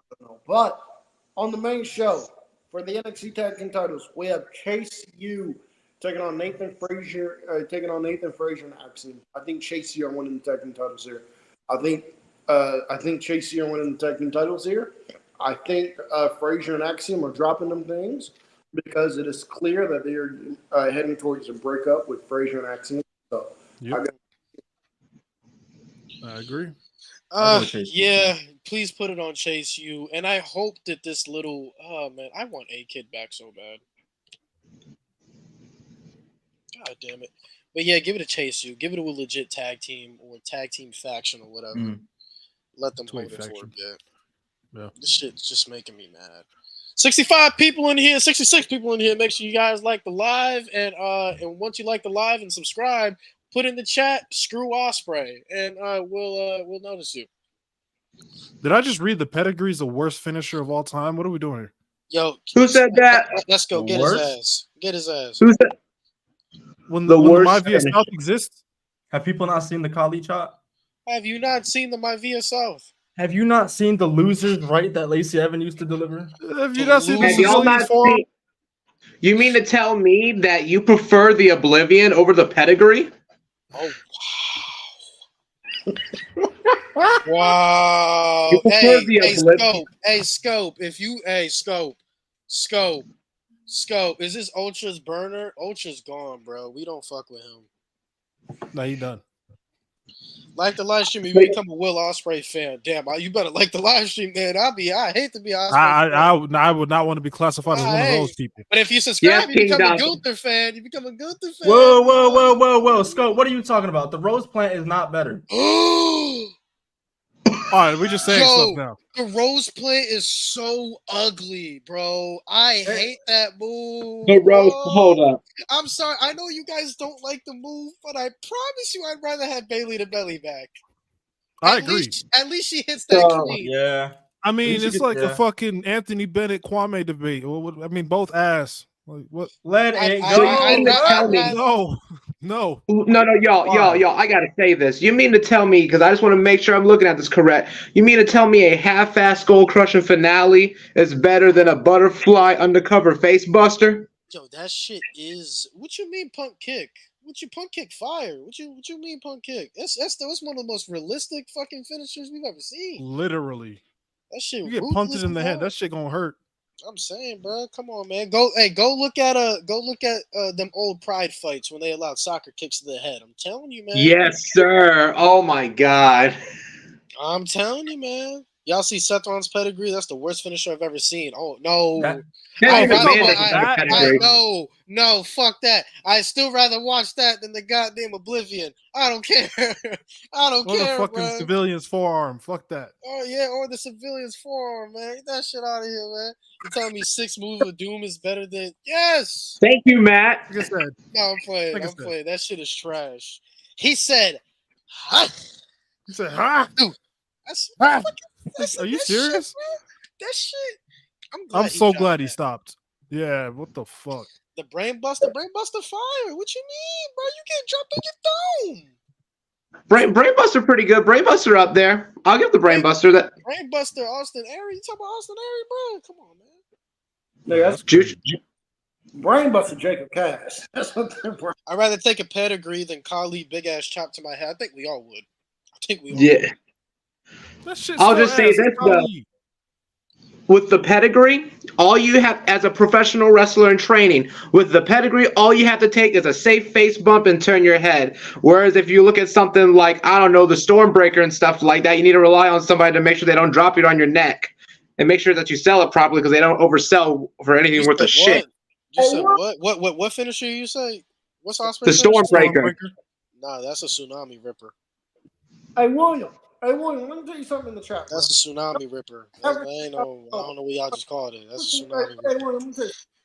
Fuck Austin Aries, but hey, yeah, fuck Austin Aries. Almost won a world title in 2012. Yeah, bro. Y'all hating on the Cobra, bro. The Cobra fire, bro. What y'all talking about? Okay, all right. That's where you lose me. For a gimmick finisher, it was good. For a gimmick finisher, that was for his character, that was good. It's a good comedic finisher. Not for a world title match. No, I don't agree with that. But it won him a mid-card title, and he actually held the U.S. title for a long-ass time. But bring back bullying, bro. On this channel, we bring it back every day, bro. All right, we got to. Yeah, because Cam, we have to. Can't be just letting people say anything, bro. Cam just be yapping, bro. We got Kalani. Can't be saying anime quotes. Well, Kalani Jordan defending the NXT Women's North American Championship against Sol Ruka. I'm gonna stamp it this match of the night. Now, wow. First, I thought Sol Ruka was getting this match because I was under the impression that Sol Ruka was Canadian. She is not Canadian. I thought she was, but she is not. She's black, bro. I know she's black, but Kalani Jordan. I don't know what that got to do with anything, but I just want to put it out there. Listen, I do think this is match of the night. I really do. To me, there is, but these are two of the best in-ring women's performers in that mid-card division. You can't book a better ceiling of a match than this. I think this has potential to be match of the night. Give me Kalani Jordan though. But yeah, I got Kalani. I don't think Kalani losing. Kalani. Yeah, it'd be too soon for her to lose. I agree. How the fuck is Sol Ruka black? Her father is black. Sol Ruka's black. Sol Ruka's dad is a nigga. Okay. Sol Ruka's dad is black. Her mom's white. We have Oba Femi defending the NXT North American Championship against Wesley. We got that big nigga Oba. Why you gotta say it like that, man? He said we got that big nigga. Big nigga Oba against Wesley of NXT North American Championship. I got Oba Femi retaining. Yeah, Oba. To me, this is the match that this is very hard for me to say because where NXT is at, but to me, this is one of the most important matches in NXT history. Because Wesley. I firmly do believe whoever wins this match, it really changes the direction of the entire brand. Because you have Wesley lose, and mind you, the stipulation of this match is if Wesley loses, he can never challenge for the North American Championship as long as Obafemi's champion. So you have Wesley lose, he has no choice but to go to the main event scene. He literally has no other option. He's not going to go to the tag scene because he doesn't have fucking Zachary Wentz here. Right. So he has to go to the main event scene. And he only challenged for the NXT title once, which was against Melo. But if you have Wesley win, that's where you fast track Oba. I don't think Wesley should win. Stop swearing, bitch. Stop swearing. How am I swearing? You keep swearing. You keep doubting Wesley. I don't like that. I'm not doubting Wesley. And also, Wesley is my favorite NXT superstar, so I'm kind of conflicted on what I want. Okay, I'm not doubting Wesley. I just don't think Wesley should win because what else is there? He's done everything he could possibly. Yeah, I agree. He shouldn't. But it's weird because you also have this golden opportunity where the main event scene is wide open, and I feel like you should take that chance with Obafemi. I would move Wesley into that spot. And you know what I would like to see them do with Wesley if he's down for it? What? Or if they're down for it? Or if you have the working relationship with TNA, turn Wesley to the dark side. He's got the Rascals with him. I think NXT right now for an NXT champion is in need for a champion that can work long matches and make other stars. We can't depend on TNA for everything. Yeah, No, we don't know how long this partnership is either. Obafemi should be in the main event scene because this is my opinion. Obafemi is what Omos should have been, in my personal opinion. Omos is great, not too much. Yeah, facts. With Obafemi, I think that can establish the big man style wrestler in NXT. I agree. And I feel like with this match, this doesn't hurt Oba. I feel like Oba right now, I feel like you should book it like how Gunther and Sami Zayn was booked. Have Oba be too confident that there's nobody that can beat him and have him play with his food and then have Wes catch him off guard. Because when Gunther lost, we immediately thought, okay, that was a great way for him to lose. Now he's ready for the world title scene. And look where the fuck we at right now. He got a title match at SummerSlam. I feel like that's the same way you should book Oba. Like Oba needs to play with his food and he needs to be caught off guard. And then from there, you can have him be pissed off and go after Trick Williams because they've been teasing that for a while. I know they've been teasing it. But Oba hasn't worked long singles matches either. But from what Oba has shown me, I trust Oba more as a champion to lead the brand more than I do Trick Williams. I agree as well. Especially match quality wise. Like if we look at Stand and Deliver, since he won that title, he's been cooking, bro. Yeah, he's been cooking. Trick Williams was never cooked on that singles level. This is where I'm gonna disagree with you, Lewis. I think the right decision will be having Wesley lose and sliding Wesley over to that main event spot. I agree with Cam. He's my favorite NXT superstar. I ain't gonna complain if he become NXT champion now. Keep Obafemi as NXT North American champion. I would keep him as NXT North American champion. I would slide Wesley into the main event title picture spot. That's what I would do. Someone said Javon Evans to beat Oba. Come on, bro. That's not believable. I don't Javon like too small, bro. Unless Javon put on some gains, bro. Not bouncy enough. Unless Javon put on some gains, bro. The moment he tries to go for that cutter, Oba's literally flinging his ass. He's gonna be like, flick, move. Let's go. Yeah. He's gonna be like, sit your bitch ass down. Let's go. Sit down. You're not. Don't touch me. Sit down, idiot. Doesn't Javon Evans have a win over Calvin Tankman? Yeah. Watch. This this is WWE. You know they rarely have the small, skinny fucking guy beat the big ass guy. Cam, come on, man. Listen. I believe. Let's not act oblivious, man. Come on. No, man. I'm not acting oblivious because oblivious is someone's thinking that the pedigree is worse than the oblivion. So, but Javon, give him time. I'm telling y'all this right now. Don't be surprised when Javon Evans wins the NXT title at Stand and Deliver next year. Telling you that right now. And I stand on that. I won't be surprised anything Javon Evans does. But the kid is 20. He just turned 20. And I feel like the only thing that he really needs to work on is just, you need to bulk up a little bit. That's it. And it's going to happen. But my dude been doing this shit since he was 13 years old at Firestar Pro Wrestling in Greensboro, North Carolina. He's got it. We believe in Javon. He's a future NXT champion, in my opinion. 13? Yeah. 13 years old. Damn. And he had his first professional wrestling indie match at 14 and a half, going on 15 years old. He got it. Damn. The only thing he just got to do is he's just going to have to bulk up a little bit. That's it.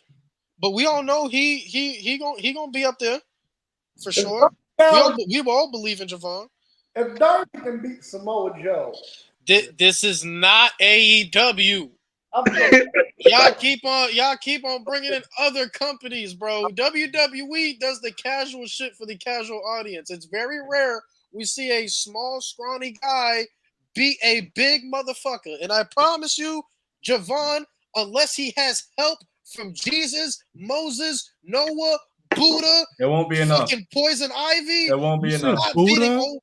He's not beating Oba. I'm kidding. Buddha. Oh my Lord. Okay. People, I'm kidding. I am not serious. But we have next up. We have Roxanne Perez defending the NXT Women's Championship against Lola Vice. I'm excited for this match. Give me Roxanne. Lola Vice. I got Roxanne, bro. That Julia match still needs to happen. Yeah, I don't see Roxanne losing until we get Julia in there, bro. Championship unless it's to Julia. No, that's who she is. I will say this match is going to be physical. Oh yeah. Lola Vice, because we need more women on the main roster to help the women's division. I'm gonna need to see better promos than what we got on Tuesday. Lola Vice crying, bro. That shit was awful. I'm serious though. She don't know how to cry right. She don't know how to cry right. I mean, Nia Jax ain't a great promo either, and niggas want her as women's champion. Hold on. Vice, though. She's gotten better because all she has to say is, "I will squash you, bitch." That's all she gotta say, which is fine. Yeah, I think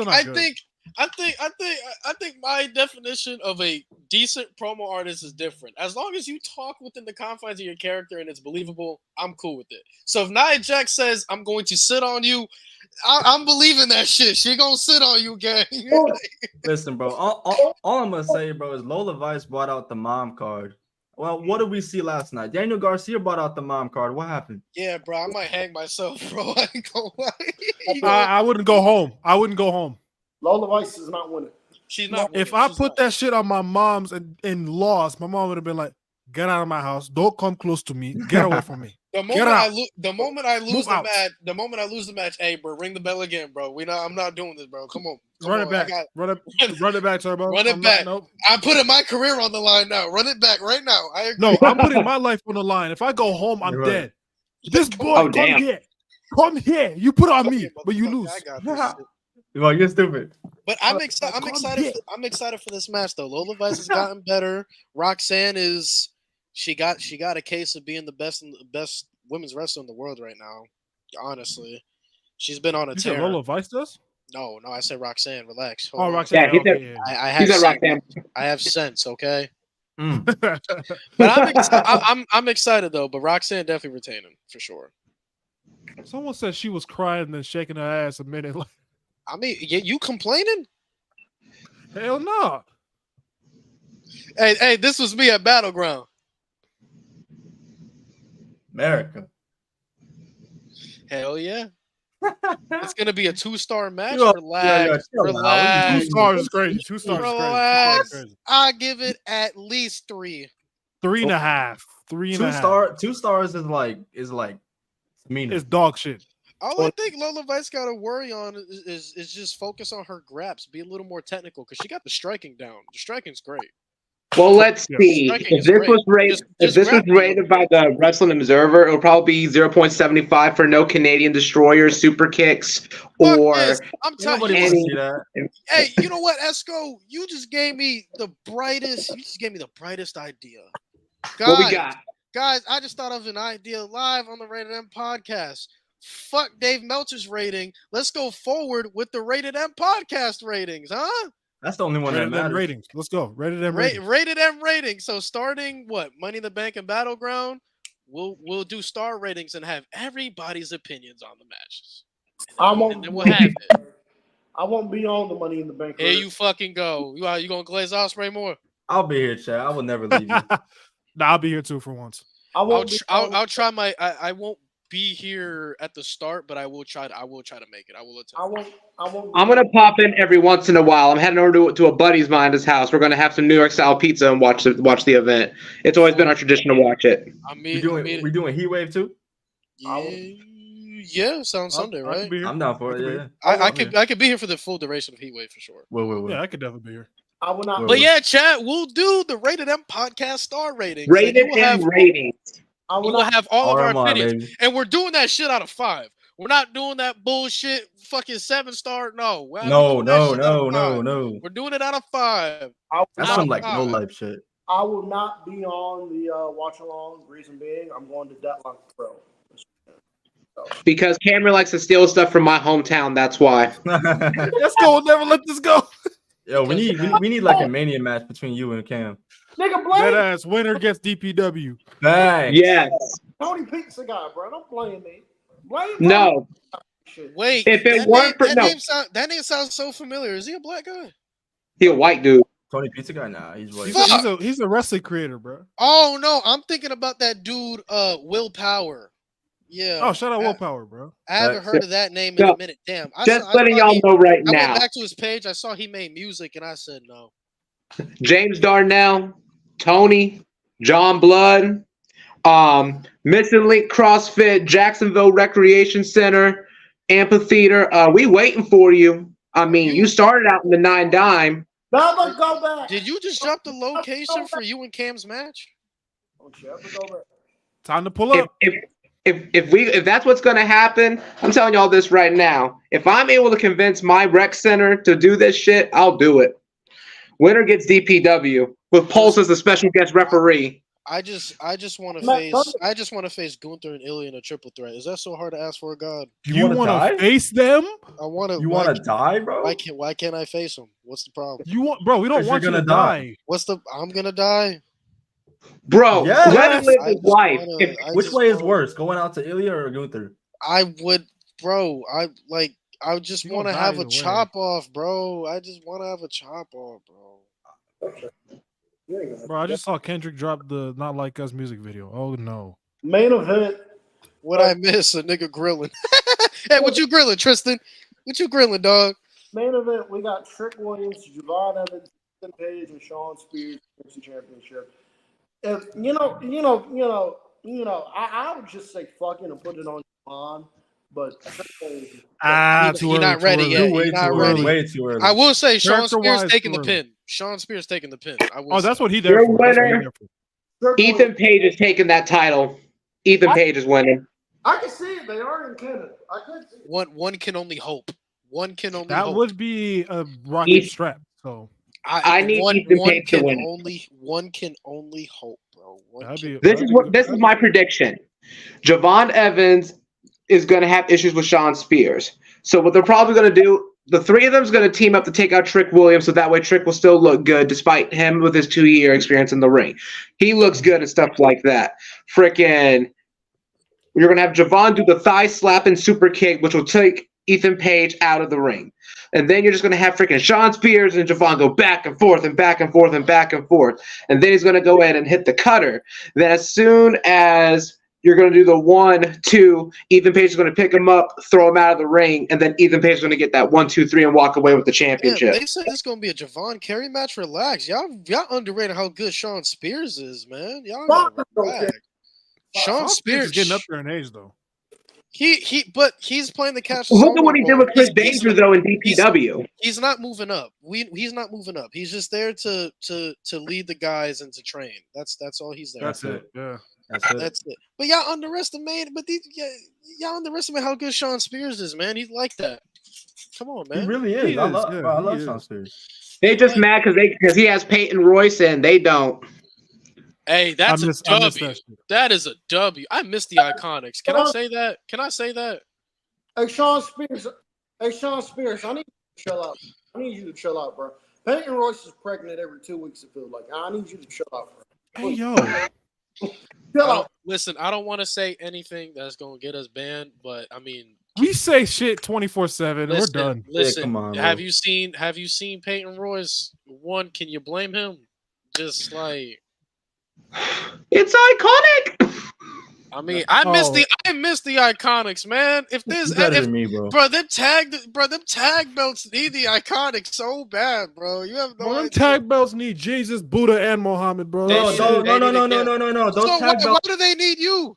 Those tag belts need fire, bro. Why do they need you? They need. I'm gonna say it. I hate you. I'm gonna say it. I don't care. Iconics, Clear Bella Twins. Oh, I mean, Nah, that's crazy work. I guarantee you this. Listen. I guarantee you this. Billy Kay and Peyton Royce will put on a better match than that shitty ass Hell in a Cell match between Bree and Nikki. I mean, Bree's not very good. Hey, neither is Billy Kay. Much. How you married to the best technical wrestler currently living right now, and you still can't wrestle? She's married to Gunther. Question about Jay Cargill. How do you have Brian Dane? Oh my fucking God. That's not the same. She's not sleeping with the nigga. That's not the same, Cameron. Daniels can help training you when you still are no good. Maybe, and hear me out. Maybe Bryan Danielson is just not a good teacher. You ever thought about that?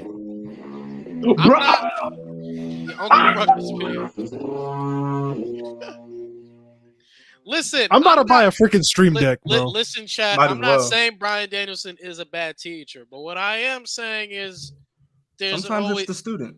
There's always the possibility. I mean, do you know how many great NBA players try to be NBA coaches and they sucked ass? Steve Nash, did y'all see that shit show he had in Brooklyn? Shit. Yeah.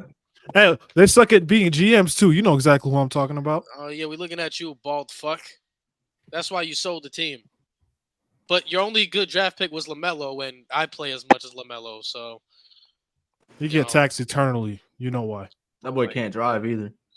All right, moving on. There's another match. All right, moving on. That's one of the show. Money in the Bank. Oh shit! I forgot. We've been yapping. Damn, bro. Money in the Bank is the night before. It is in Toronto. That crowd about to cook, man. Let's get into it. We got the men's Money in the Bank ladder match. Jey Uso, Carmelo Hayes, Andrade, Chad Gable, Drew McIntyre, and LA Knight. Now, I think this is going to go one of three ways. I think the only people in this match with a legitimate shot at winning are Jey Uso, Chad Gable, and Drew McIntyre. LA Knight is not winning Money in the Bank. Nope. Melo and Andrade are in there to do flippy stuff with the ladder. That is why they're in there. Mm-hmm. They don't have Ricochet, so they need somebody else to do flippy stuff with the ladder. Or else Ricochet will be in this match. So that's Melo and Andrade right here. So, that being said, I think they go I could see them going three ways with this. I could see Chad Gable winning Money in the Bank. And I'm not saying what I want to happen. Put that out now. I'm not saying what I want to happen. I'm saying what I can see happen. I can see tread carefully, bro. Cashing in on Sami Zayn in the IC title. I'm not saying what I want to happen. Don't put that in the air, bro. That's just as bad, huh? I'm saying what I. Oh my God, we're bringing back Stoning. Let's go. I never said I want it to happen. I said what I. So that's a route I could. Another route I think could go It's Jey Uso getting his moment and winning Money in the Bank. Uso, no. As he should. I think Jey Uso needs something. I'm with the train. Don't do anything stupid. Don't do anything risky. Award the guy for being as over as he is, please. My thing is, bro, what box has he not checked to win a fucking world title? What box has he not? I don't want to hear moveset because Hogan didn't have a good moveset when he was a top guy. Cena in 05. Austin post neck injury didn't have a good moveset. I don't want to hear that shit. Cena in 05, like Lewis just said. You can put the belt. Batista. You could put the belt on him and make it temporary. He's not a guy you can put it on for a year and run with it. He's not that guy, but he's somebody you can put a belt on for a couple months because he fucking deserves it. Just like Jeff Hardy in 2008. So I could see Jey Uso getting his moment and winning the world. He needs to. The thing is I feel like people are judging reigns before they happen. Like, I remember when Damian Priest was having his Money in the Bank and people thought, well, he's going to be such a boring world champion, and he's actually exceeded expectations. Not saying he's good, and I hate Nick for calling him Miz because he's not at all. Miz is crazy. But I feel like people are judging the reign before it happens. We're not saying Jey Uso got to hold the belt for a minute, but he can hold the belt for a PLE or two before dropping it to a Monster heel. Like, he can do that. Let's see Jey Uso winning this match. He needs to win. He should win. They can't prolong him. It's like Daniel Garcia. How much longer can I'm dead at if he what to me, okay. If Jey Uso doesn't win the Money in the Bank contract on Monday or on Saturday, excuse me, brain fart. If he doesn't win on Saturday, I'm done with the main event Jey show. I'm done. I'm Dead with it. you. Dead it. That will be his crown jewel 2018. When I'm saying that, I'm comparing him to Braun Strowman. When Braun Strowman lost to Brock again, I was done. I agree with you. The thing that scares me a lot with this situation with Jey Uso is how the bloodline story is unfolding. Mm-hmm. And I'm afraid they're going to be like, well, Jey Uso is going to end up reuniting with Roman and Jimmy, so he doesn't need Money in the Bank. No, I'd say just throw it on him. Just throw it on him. He doesn't need to cash in immediately. Yeah, we got a whole year. Like, we're good. I think we'll be all right. I think people forget, like, Money in the Bank cash-ins don't have to happen immediately. It's a year long. I see Esco wants to get in here. I'm gonna let Esco get in as well. But what I think is gonna happen is I think Drew McIntyre is gonna win the Money in the Bank briefcase. Oh man, no. I've seen this idea floating around. I think so too. I've seen it. I just don't like it. I don't either. I don't like it either. I'm not saying what I want to happen. I'm not fantasy booking. I'm telling y'all what I think is going. I think clearly, if you wanted what happened, Ospreay would hold Money in the Bank right now. I think Drew McIntyre is winning this briefcase, and I think Drew McIntyre is going to cash in the middle of Rollins and Priest, and just as it looks like Drew McIntyre is about to win the title, I think CM Punk comes out, and I think Punk fucks over Drew McIntyre for a third straight time. I think Punk fucks over Drew McIntyre, and Drew McIntyre is unsuccessfully cashes in. So we just wasting money in the bank. You mean to tell me I have to redo this fucking video if that happens? Because he goes on that list, and he might pass Theory. You do a same night cash in and you fail? Oh yeah, no. Do that video. That's exactly what I think is going to happen. Then I'm gonna have to redo that fucking video. I think, but I also feel like you can. I mean, McIntyre. Look. My reasoning behind this is this. I'm not saying what I want to happen. I'm telling you what I think is going to happen. McIntyre Raw did say he's going to win the briefcase, and when he wins the briefcase, he's cashing it in on the same night, and he's walking out of Money in the Bank, the World Heavyweight Champion. Yeah, what he said was going to happen. You see a scenario. I agree. Why not just cross Drew the match? And also, Drew has already beaten the shit out of CM Punk. So the Punk situation in his mind is done. He beat shit out of Punk. So in his mind, that takes care of the Punk situation. So I could see a scenario where Drew wins the Money in the Bank briefcase. Drew cashes in the same night, cashes in the middle of the match. It becomes a triple threat. And it's Drew McIntyre, just as it looks like he's winning the world title. That is when CM Punk fucks over Drew McIntyre. Yeah, it sounds good and it enhances that story, but it also Money in the Bank. like you have so many other guys that really need a benefit from the Money in the Bank, like Jey Uso, that really needs this. Like to me, to a lot of people, this is Jey Uso's last chance. Yeah, that's what it is to me. He loses again. I'm done. Like he needs it. You can't, and the dude's only getting hotter. Like it's rare that a guy only gets hotter like this. Like even when especially when he's losing a lot. He needs this. Like his last true big win was what, Ilya? Like he needs. Would you even call that a big win? Like, in that moment, yeah, I would. Because I thought Ilya was gonna beat the dog shit out of him. I'm not gonna lie. So I have a question. Do you guys think we see any Wyatt 6 presence on the show?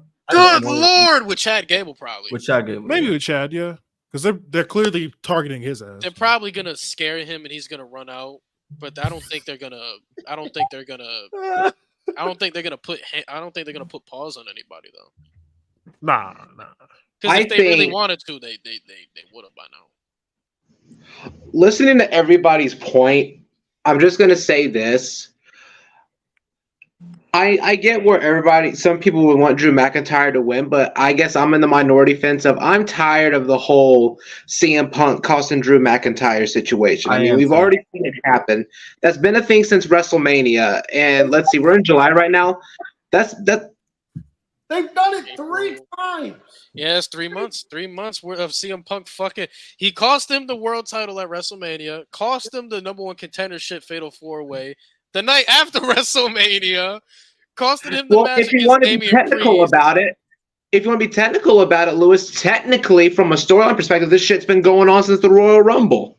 Technically. Oh yeah, because he threw him out of the Rumble. Yeah. Who threw him out? Yeah. Because CM Punk threw him out of the Rumble.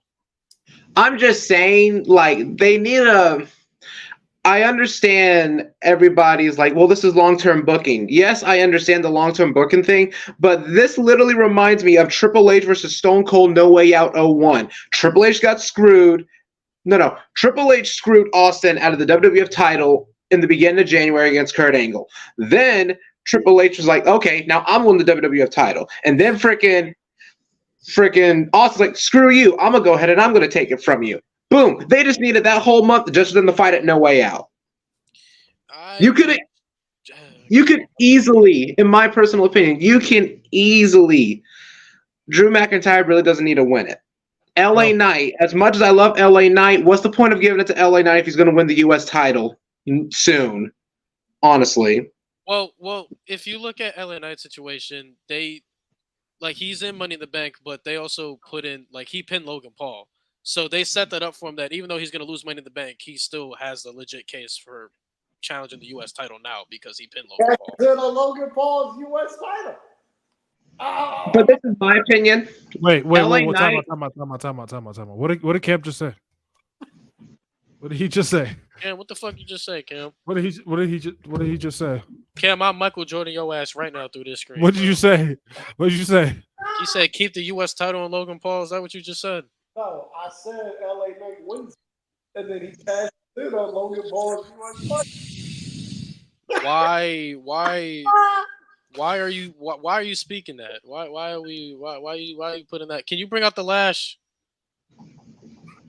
Can you bring out the lash and the sign? Yeah, we need both.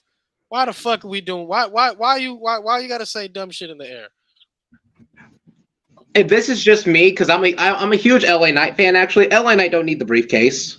He don't. But the only reason he's for the mid card title. No. But the only reason he's in this match is to elevate the star power and just have another body in the match. But the way he got in the match, he pinned the U.S. champion. So even though he loses this match, he got another one lined up for SummerSlam. So he's all right. My response to this. That's where you lose me, bro. You're literally bro. Let me tell you what you're comparing, bro. You're comparing fucking Ryan Leaf and fucking Jamarcus Russell, bro. That's what you're comparing. Bro. That's egregious. You're not. This isn't. LA Knight versus Logan should have happened at Money in the Bank, in my opinion. Logan, you know how many times Logan should have wrestled at He should have wrestled at every fucking PLE. They're saving it for SummerSlam because they're going to be in Cleveland. So, I mean, just give it time. That's why he shouldn't be U.S. champion anymore. We shouldn't have to wait on a mid-card title defense. Hey, Ahmed. Hey, Ahmed, if you're in the chat or if you're watching, I want to make something very clear to you, okay? I want to make something very clear to you, okay? Okay? I want you to zoom in on. Let me zoom in on this one. Let me go full screen on this. So you can understand what I'm about to say, okay?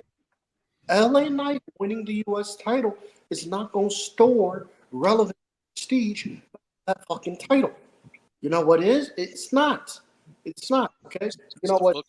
Store relevance and prestige to that fucking title? Booking LA Knight as an actually competent U.S. champion. I agree. Triple H and his booking of the U.S. title. So guess what? LA Knight winning the title is not going to bring prestige and relevance back to the motherfucking title. Well, I feel like since LA Knight is gonna win that title, it's gonna help the mid card scene a lot because they're gonna put him with feuds with guys that haven't been on TV, and it's gonna give him something to do, and it's gonna keep on making more relevant faces on the product. I'm not gonna say stars, but a lot more relevant faces on the product. Yeah. But Logan, the fact that Logan has held this belt, Chris, what'd you say yesterday? You said he has more regular matches than title defenses. Mm-hmm. He does. That's an issue. That's a huge problem. Damn. Sounds like Ospreay. Crazy. Question. So you mean to tell me everyone's bitching about Logan Paul not defending the U.S. title and shit like that, but we're gonna glaze Roman Reigns' Universal title reign? Push back. I got this. I got this. Oh shit. I'm not saying that to be upset. I'm being genuine when I ask this. I'm not roasting. I'm being genuine. No, because I've heard other people say the same thing, so I'm going to explain why it's different. Okay. When Roman Reigns went part-time with the Universal Championship, it made sense to an extent because Roman Reigns had been on TV defending it against everybody. He literally beat everybody. He had feuds with Montez, fucking Woods, Riddle, yep. like the mid card guys. Like, yep. And then on top of that, where I will say Roman Reigns' part-time shit got bad was when he was the last year, pretty much. Yeah. The last year was iffy because there was nothing around it. There was nothing to keep it important. When Roman went off, when he was part-time at first, there was at least storylines and things that, we didn't need him there for it. Yeah. Like 2022 was some of Roman's best work, and he was there, but he wasn't there, if you get what I'm saying. Yeah. Logan Paul and him holding the US title and being off television, and when he's on television barely defending it, on top of that to me is a problem. Because it's a mid-card title should be used to elevate guys who aren't yet at the main event scene, or guys who probably will never reach that point, but keep them important. Logan Paul being off television, not even defending the title when he's there, it lessens the prestige of that U.S. title to me. Because when you're fighting for other shit like the Money in the Bank, trying to get into an elimination chamber match for the world heavyweight title while you're holding the U.S. title, and then barely defending the U.S. title, it's like, why are you holding it? At least Roman, when he was around, all he was fixated on was the WWE Championship. That's it. Mm-hmm. That's okay. me. Now that you explained it that way, that makes more sense now. Okay. Yeah. Another thing with Logan's reign is like at least when Roman went part-time, he always came back and had something to do. And if it wasn't clear who his next challenger was going to be, they always when Roman wasn't around, they would always put the person they were building up for Roman in some sort of like mini feuds with the bloodline members, because then we'd be like, all right, now we know who's next when Roman does come back. Like they did that with LA Knight when he was having his mini feuds with Solo, when Jimmy Uso and he had the tag match with John Cena and shit. So they did it with AJ. They did it with AJ. So they did it with Randy. So they did it with a couple of guys. Yep. With Logan Paul, before LA Knight happened, it was always in question, okay, so whenever Logan does come around and defend it, who is the clear-cut guy that he's going to defend it against? Because there is no clear-cut person. At least when Roman was away, there was a clear-cut person, and if there wasn't a clear-cut person, they built somebody up before Roman came back to make sure there was a clear-cut person. LA Knight just started getting built up the past month for Logan, and that's a problem. Yep. And on top of that, I feel like Roman having that full-time run before jumping into his part-time shit is different from Logan Paul jumping straight into part-time shit and only having 2 title defenses in what? We're from November to July, about 7 months. Yeah. I don't think that's to me is unacceptable. It's ridiculous. It is like missing every PLE is ridiculous. Like at least with Roman, even in 2023, he was showing up. He's still had there the belt for 243 days. Yeah, and he's had 2 title defenses. The shit that blew me was when LA Knight was calling out Logan Paul or whatever, and then Logan Paul said, "Oh, I'm not going to be there tonight because I have to get ready for a Tetris championship tomorrow." That to me is like, bro, a Tetris championship? Like, come on, really? Bro. Like, I get that, like that's the character Logan's portraying, like, or like I got other shit to do, but a Tetris. That's so 1983. Bro? Come on, man. Like you got to get ready for a Tetris championship. Yeah, that's pathetic. That's the shit that annoys me. Like that's mid-card titles. Mid-card titles should not be part-time. I'm sorry. I don't think any title should be part-time. With how y'all explain it, it makes more sense now. But I'll just say this: Jey Uso's gonna win, but I don't think he's gonna have a successful cash-in though. That's just me. Why? Why do we always put the? That would hurt me. Why do we put this bad juju in the air? Cam, you see what you did? No, I'm only, bro. You always do. No, because like, so okay, Lewis, I'll ask you this because you're a Gunther Glazer, right? You mean to tell me? Absolutely, yeah. Loud and proud. So you mean to tell me that, like, let's say Jey Uso wins and stuff like that. You think it'll be good for him to cash in on Gunther at SummerSlam or cash in and then just to lose it to Gunther? If Gunther goes through a war and he is beaten down and Jey Uso comes out of nowhere, super kicks him out of nowhere and cashes in and does a Uso splash, I will not be mad because that is how the Money in the Bank is supposed to be. You're supposed to capitalize on a wounded champion, on a wounded, broken down champion on a fast moment because not only does it keep, what the Money in the Bank is supposed to be, but it also protects the champion because, it took a broken down you for you to lose the championship. Mm-hmm. So that to me, I'll be okay if Jey Uso cashes in on Gunther because it saves the image of Gunther, but also elevates Jey Uso. Okay, just making sure. But we all know once Gunther becomes champion, bro, he holding that shit forever. Come on, man. He's breaking Bruno's record. He's breaking Bruno's record, Lewis. I mean, he might as well. Of course. Who really gonna be mad? You gonna be mad at classics at the classics? Come on, man. I can't wait for that. And the not in the mid card, the main event. Oh, dude. Like when Walter popped up, man, in NXT UK, and I was seeing the work he was putting in, bro. I was like, and like the rumors were like, oh, he's never coming to America. He's never coming to because he didn't like the WWE style. Bro, I was like, I want this on the main roster so bad. And now that we're like a month away from it. He don't like the WWE style, but he sure as hell mastered the WWE style. I don't think he liked what Vince was doing. He don't like what Vince style. He don't like what Vince did, but he didn't like the WWE American style, but goddamn, he got it down to a T. Yeah. But also, like, man, like, let's go with the other matches before I keep glazing Gunther. We're gonna be here a minute once I start. Cam, what's the next matches, bro? We want the men's Money in the Bank. We want the men's Money in the Bank. We have the women's Money in the Bank ladder match. This is unpredictable as fuck. Io Sky, Chelsea Green, Liv Valkyrie, Tiffany Stratton, Naomi is always start. I think it comes it's down. Tiffany time. It comes down to Tiffany Stratton and Chelsea Green. Tiffany Stratton is my pick to win here, but I would not be shocked if Chelsea Green won it because they are in Canada. Chelsea Green is going to be the most over woman in this match. She might be the most.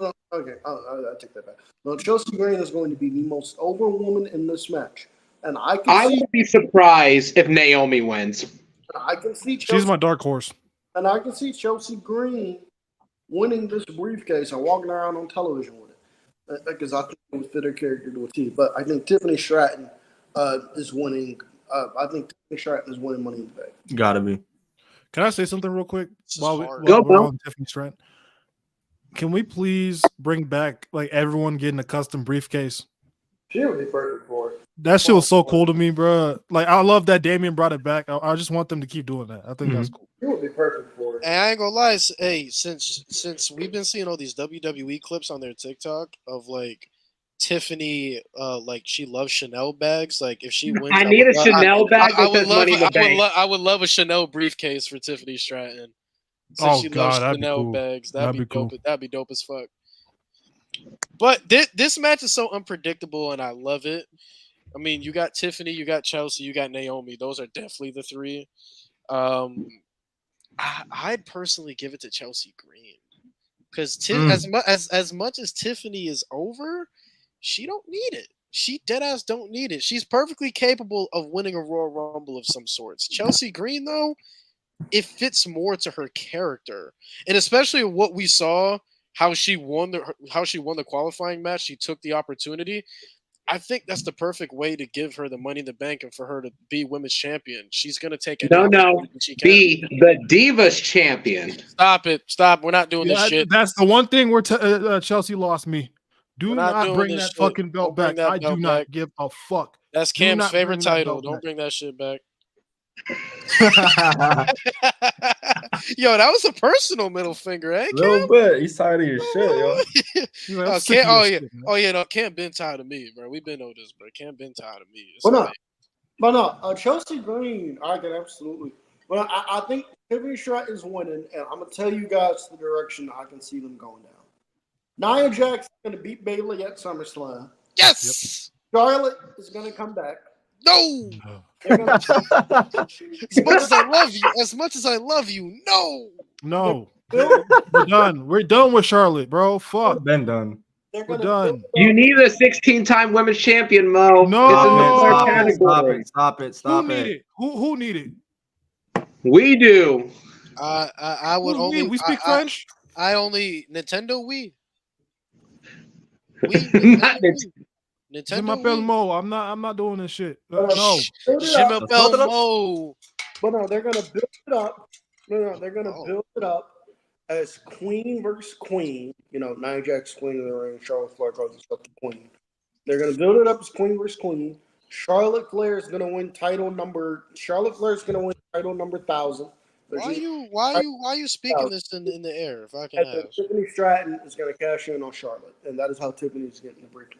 Another meaningless Charlotte Flair title reign. I thought we were past this.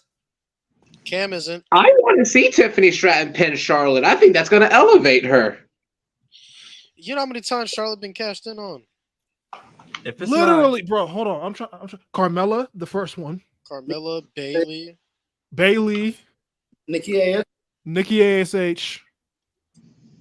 Who won in 2022? Liv? Okay, no. So three times she's been cashed in on. A lot of fucking times. That's enough. I will say a shocking turn of events would be Tiffany cashing in on Nia Jax since they're building up an on-screen friendship. Yeah, man, that'd be. Oh yeah. I like that. Which is why Which is why I would have loved Sami Zayn to be World Heavyweight Champion and Kevin Owens to win Money in the Bank. But I digress. I mean, how would you have done that though? I find ways. Don't worry about it. My dude does that. I find ways. I find ways. Don't worry about it, bro. I find ways, bro.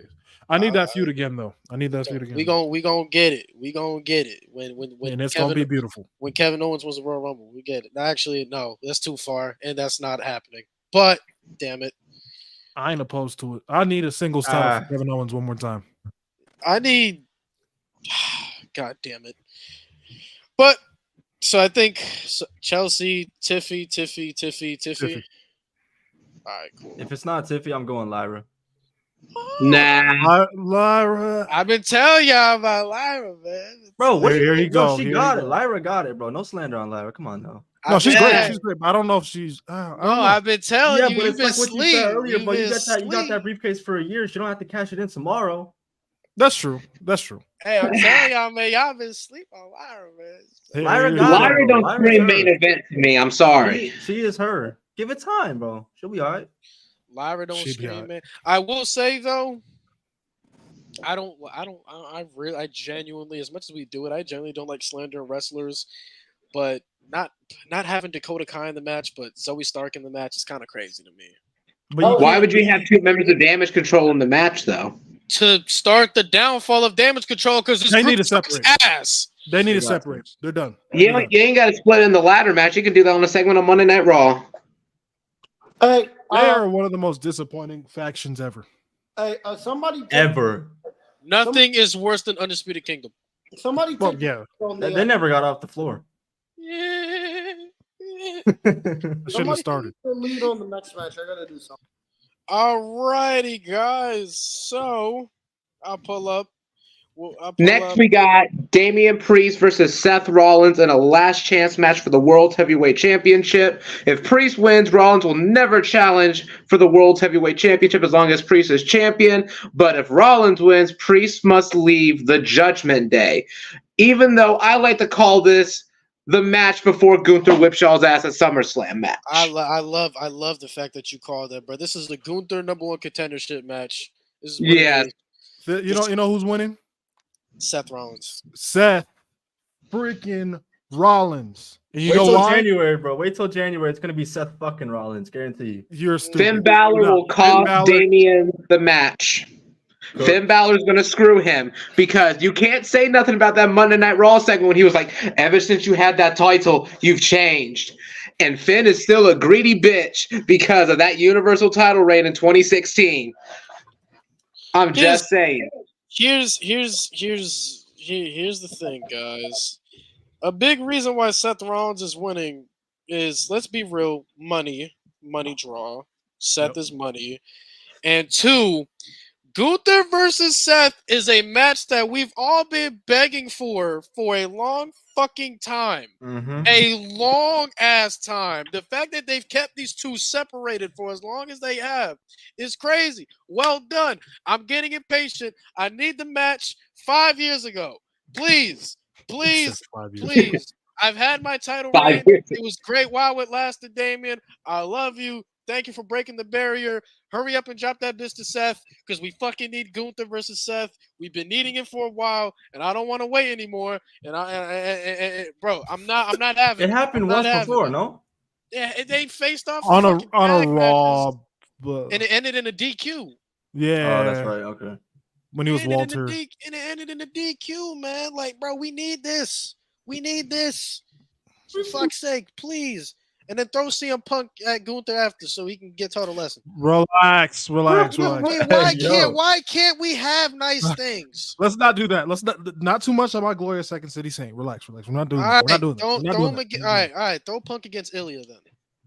You just want him to die. You just want him to die. You want him to go back on the show? Why am I not allowed good shit? Why am I not allowed? Because CM Punk dying is not good shit.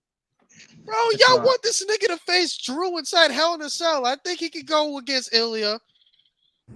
That's not to say that CM Punk's gonna walk out of Hell in a Cell. Ilya bench presses boats, bro. That's different. Drew might actually hang Punk that inside Hell in a Cell. What are we doing here? Not that we could do in WrestleMania 15. Ilya just gonna give him some nice little chop. All right. If you don't want Ilya, we have the third insurance policy that we said on the No Name Wrestling podcast, which is Obafemi. So why are you doing this? Why can't I have good shit? Punk dying isn't good for anything. No. All right, fine. If we can't have Obafemi, then at least throw him to Omos. All right. You know what? Omos is a little nicer. You got it. Okay, right. But it's not that much better. What? Omos the GOAT. What are we talking about? Come on, man. All right. If you don't want Omos, all right, he top three. If you don't want Omos, the lowest I can go is Braun Breaker. So that's that. So if you don't want Omos, we can throw in Braun Breaker. That's it. That's the lowest I can go. It's the lowest I can go. Fuck off. Why are we not allowed to have His nice ribs things? gonna crack. His ribs gonna crack, bro. Why are we not allowed to have nice things? His ribs are just gonna dust. All right, y'all said no to all the insurance policies, bro. I don't know what else to do for you, Punk. Don't put him in the ring with niggas that gonna kill him. That's what. Mo, are you Finn done? Balor is going to cost Damian Priest, and then it's going to lead to because we're going to get a Judgment Day. I would like for us to have a lot of War Games matches, like at least 3. Have the Judgment Day War Games match, and then have the Bloodline War Games match. Can I say something? I hate War Games. That shit overrated. That shit mid. Yeah, War Games is mid. I'm sorry. It's too predictable. When it gets good, it's good. When everyone's in, okay, great. But when it's like we're waiting for everyone against, have you guys seen like the original NWA War Games though? Are good. Those are good. Okay. I'm a wrestling fan, man. I'm a wrestling fan. Because I'm about to say, like, I'm just saying, 4 Horsemen versus Dusty Rhodes and freaking Road Warriors.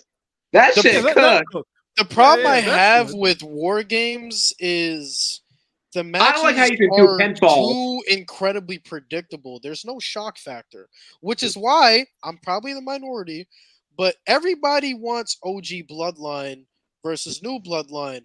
But a lot of people only want it because they're under the impression that OG Bloodline is going to win.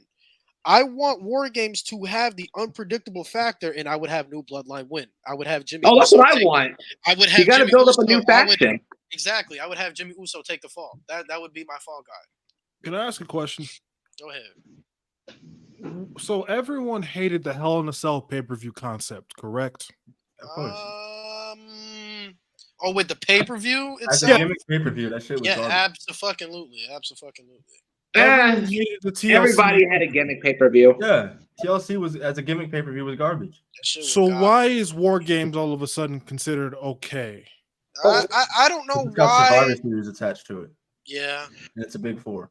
My theory. This is just me personally, because I don't know why Royal Rumble called Royal Rumble.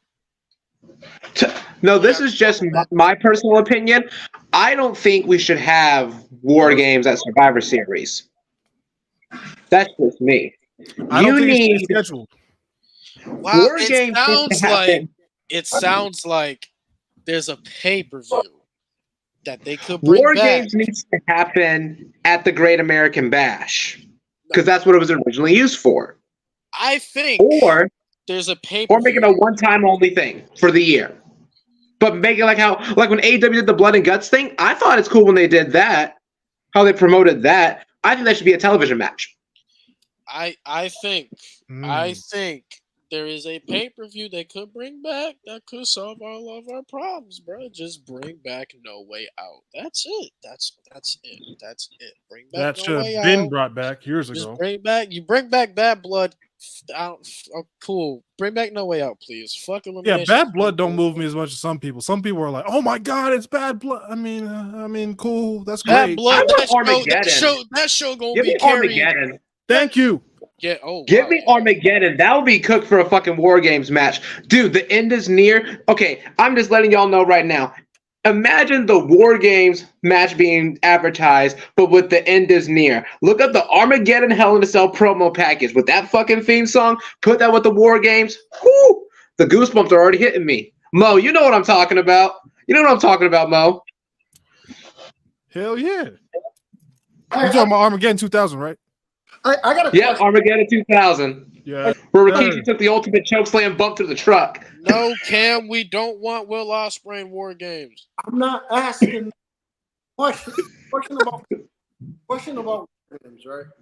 With the new talent that we're seeing getting called up from NXT, what would you guys think if they decided to do again what they did with NXT 2.0, which is when they were trying to integrate all that talent in, the 2.0 versus Black and Gold?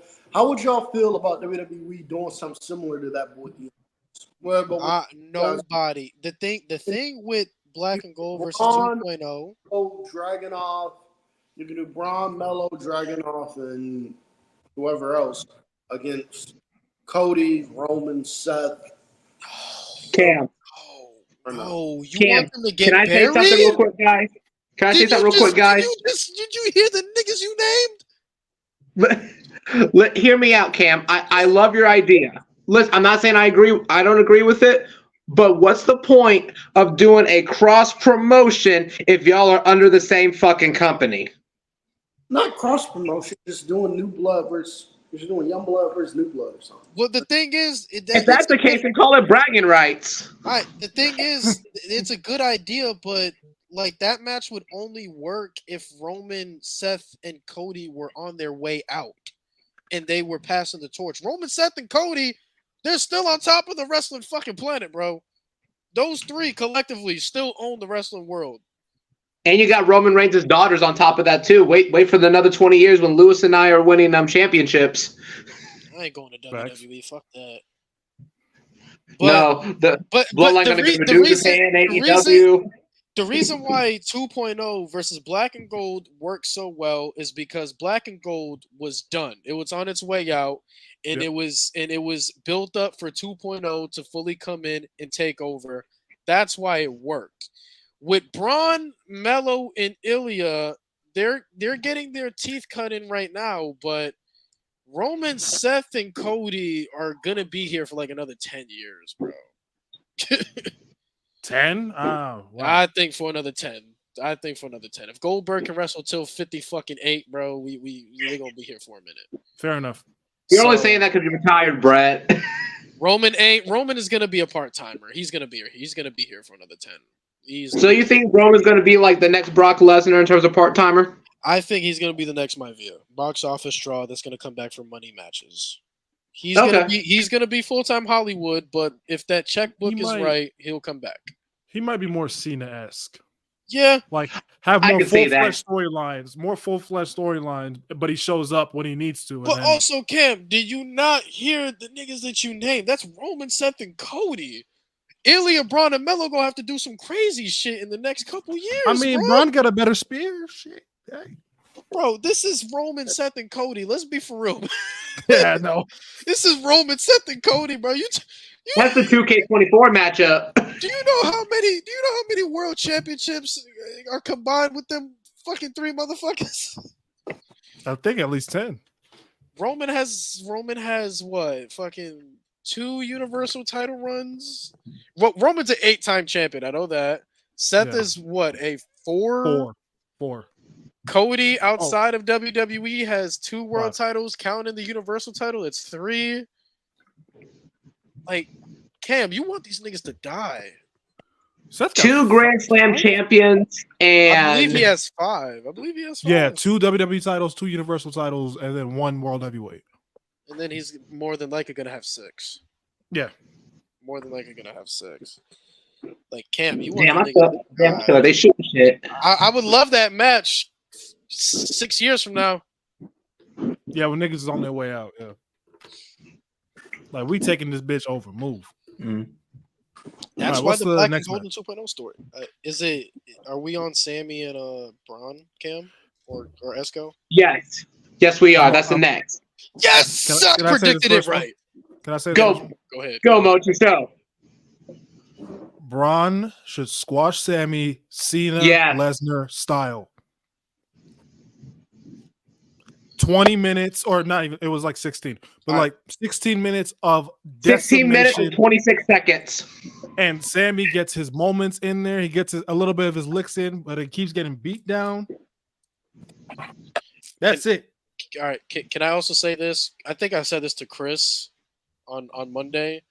Mo, you can clip me for this too. I'm gonna go on the camera. Sami Zayn is boring. I'm tired of Sami Zayn. You're not the underdog no more, Sammy. Thank you. Sammy, you are no longer the underdog. Please stop portraying yourself as an underdog. You main evented WrestleMania. You ended the longest tag team title reign of all time. And you also handed Gunther his first main roster L and ended the longest intercontinental title reign of all time. You practically beat the greatest mid-carder of our generation. You are not the underdog. And I'm tired of you portraying yourself like an underdog. You have been boring to me. This is getting stale. I hope you lose, and I hope you get repackaged because I cannot deal with this underdog mentality anymore. You should have told Braun Breaker he's a rookie, that you face guys bigger, badder than him, that have been here longer than him, and you should have told him that you being the Intercontinental Champion makes you the best wrestler in that fucking ring. And instead, you talk yourself up like you're an underdog, and you look like a phony now because he left you laying in the ring. Sami Zayn is boring. He's been boring for a while now, and he needs to cut the shit. Imagine if Cody Rhodes was still playing an underdog as Undisputed Champion. We would feel the same way. Sami Zayn, you are boring. That is all. I'm going to say this too. Braun Breaker, in my opinion, is going to be the next Brock Lesnar in terms of pushing athleticism and much more. Sami Zayn needs to lose this match. Are you telling me y'all did not feel that hype when Braun Breaker raised that Intercontinental Championship up when he speared Sami Zayn in the ring? It looked good on him. If y'all didn't see, plug in, watch the Monday Night Raw watch along. Just saying. He looks good. He looks good with that belt, bro. I'm not gonna lie. Yeah. And that belt is so ugly. It's not ugly. Let me stop. But the belt, it just doesn't look good on everybody, but it does look good on Braun. Look good on Gunther. It looks good on Braun too. Looked all right on Nakamura. But I'm sorry, guys. Like I've been trying to bring back the red logo, please. Just bring this one back. Get the red logo for old time's sake. I've been trying to give Sami Zayn some time. Like I've been like, okay, you know, like I've been trying, but it just seems like every feud he's been in or every match he's been in, he's just been portrayed as an underdog, and I don't like that. And now you're the champion. You beat the best mid-carder of our generation, and it's like, why are you still an underdog? You beat a monster of a tag team in the main event of WrestleMania. You beat a monster of the dude who's gonna end up becoming world champion. Like, you're the only guy that has claimed that you've beaten Gunther in the middle of the ring on the main roster. That's not underdog at WrestleMania anymore. Yeah, that's not underdog to me anymore. And I get it's Braun Breaker. I get that. But Sami Zayn, being the veteran, should have told him, like, bro, like, I've been around for a minute. I've seen tough dudes, and you're nothing but a bully, and I'm gonna humble you. This could have been the next Kevin Owens versus John Cena. Y'all remember when John Cena was like, "Let me give you some veteran advice." Yeah. And KO was like, "Wait a minute, like, I've been here. Relax." It should have been that way. Like, he should have told Braun Breaker, "I've seen bad dudes. I've seen tough dudes. I've wrestled tough dudes. You're not one of them. You're nothing more than a bully." He should have said that. Like, oh, man. And don't forget, in kayfabe, if you think about it, the only reason he didn't beat Roman Reigns is because the bloodline got involved. He looked strong, man. Who that? That's what I'm saying. You're not the underdog. You know how many motherfuckers it took. And you know what? Even if you want to go deeper, he is so powerful. He was able to allow himself back into a fucking country where he was banned from. Yeah, you're not an underdog anymore. Yeah. I'm sorry. You're not an underdog. He's done with the underdog. This is your Rocky 3 moment, Sammy. Just take the L. Like, this is the best way I can put this, right? This is the best way I can put. I'm sorry, guys. I'm talking too much. I've been cutting y'all off. Straight. Imagine after WrestleMania 30, Daniel Bryan was still portrayed as an underdog going forward. Yeah. Just imagine how bad that would have been. Like, dude, you beat Evolution in one fucking night. You ain't the underdog anymore. You wrestled 2 matches at WrestleMania. You won in the main event of WrestleMania. You made fucking Batista tap out. Like, bro, you're not the underdog no more. Esco. Like, imagine if Kofi Kingston was portrayed as an underdog against fucking Dolph Ziggler. That would have looked incredibly horrible. Like, Sami Zayn, even though you haven't won the world title yet, you are a main event guy holding that mid-card title. Like, I get make Braun Breaker look strong, but Braun Breaker already looks strong. Braun Breaker's a bully. Tell him he's a fucking bully. Tell him you're going to wrestle circles around him. Tell him you're him. And that's – a lot of people don't like Cody. I'm not in that. I troll just to add fuel to the fire. I like some people crash out. But Cody, since he's won the title, has told everybody, I'm Cody Rhodes, bitch. I'm him. I beat Roman. I'm that guy. Like you have to show me something. Sami Zayn's not doing that. It's more of you can beat me down and I'm going to get up and I'm going to win. No, I hate that shit. I'm just going to say this real quick because fireworks are starting to get crazy. It's going to overpower and everything like that. Braun Breaker's going to win. And I think the Bloodline's going to win. And I hope everybody has a safe 4th and stays safe and everything. I I would feel bad and everything like that. But the fireworks are starting to go off too crazy, and I ain't trying to have my Wi-Fi go out. So It's all good, dog. y'all stay safe and everything like that. You Oh yeah, waving and your another thing too. And you know what? And Triple H clears Ospreay. Don't give a shit. Cook more. Cook that. Own that fraud. Own that fraud, bro. Scope, look here, Scope. Let me tell you something, okay? Sami Zayn is never faced Kenny Omega. El Generico faced Kenny. Oh my god. I mean, he's not wrong, bro. El Generico faced Kenny, but El Generico is currently in Mexico, helping out the orphanage. Thank you. So that's not the same people. So we'll probably never see El Generico again, but he's a great guy. So get it right. But I think Sammy wins here, and I think Sammy wins. No, fuck, no, I cannot deal another month with this bitch ass nigga's champion, bro. I can't, bro. We need to stop dragging stories for no reason. Thank you. I'm not saying what I want to happen. I'm telling Damn, you Chris, that thank you sounded personal, yo. Bro, because I'm tired of bro. Not everything has to be long term. People have been brainwashed by Paul. Cam's saying what he thinks is going to happen. I think Sami Zayn is winning. I think Sami Zayn is winning here, and I think at SummerSlam, get a 4-way: Sheamus, Kaiser, Luke, Sheamus, Kaiser, Braun, and Sammy, and that's where Braun wins. Bro, that 4-way. That's what I would have done this year. Or this show. That's what I would have done. The Fatal 4-way was set up. Boy, that 4-way would have me. Kaiser's hurt. That's why they didn't do it here. God damn it, bro! That 4-way would have had me. I love 4-way like that, bro. I'm a Louis Kaiser guy. Main event, we got Cody, KO, and we got Cody, KO, and Randy against the Bloodline. And no, dumbass people, Bobby Lashley is not getting involved in turning this into an 8-man tag. But the dumb that who said that? Who the fuck? What the fuck? That random ass name? Some dumbass in the Discord. That shit is not happening. You talking about Bobby Lashley? That's a random ass name. That shit is not happening. That's somebody Roman should have defended the title against, but I digress. I agree. But I think Cody Orton and Sammy. I think Cody Orton and Owens. Excuse me. I think they win here, and I think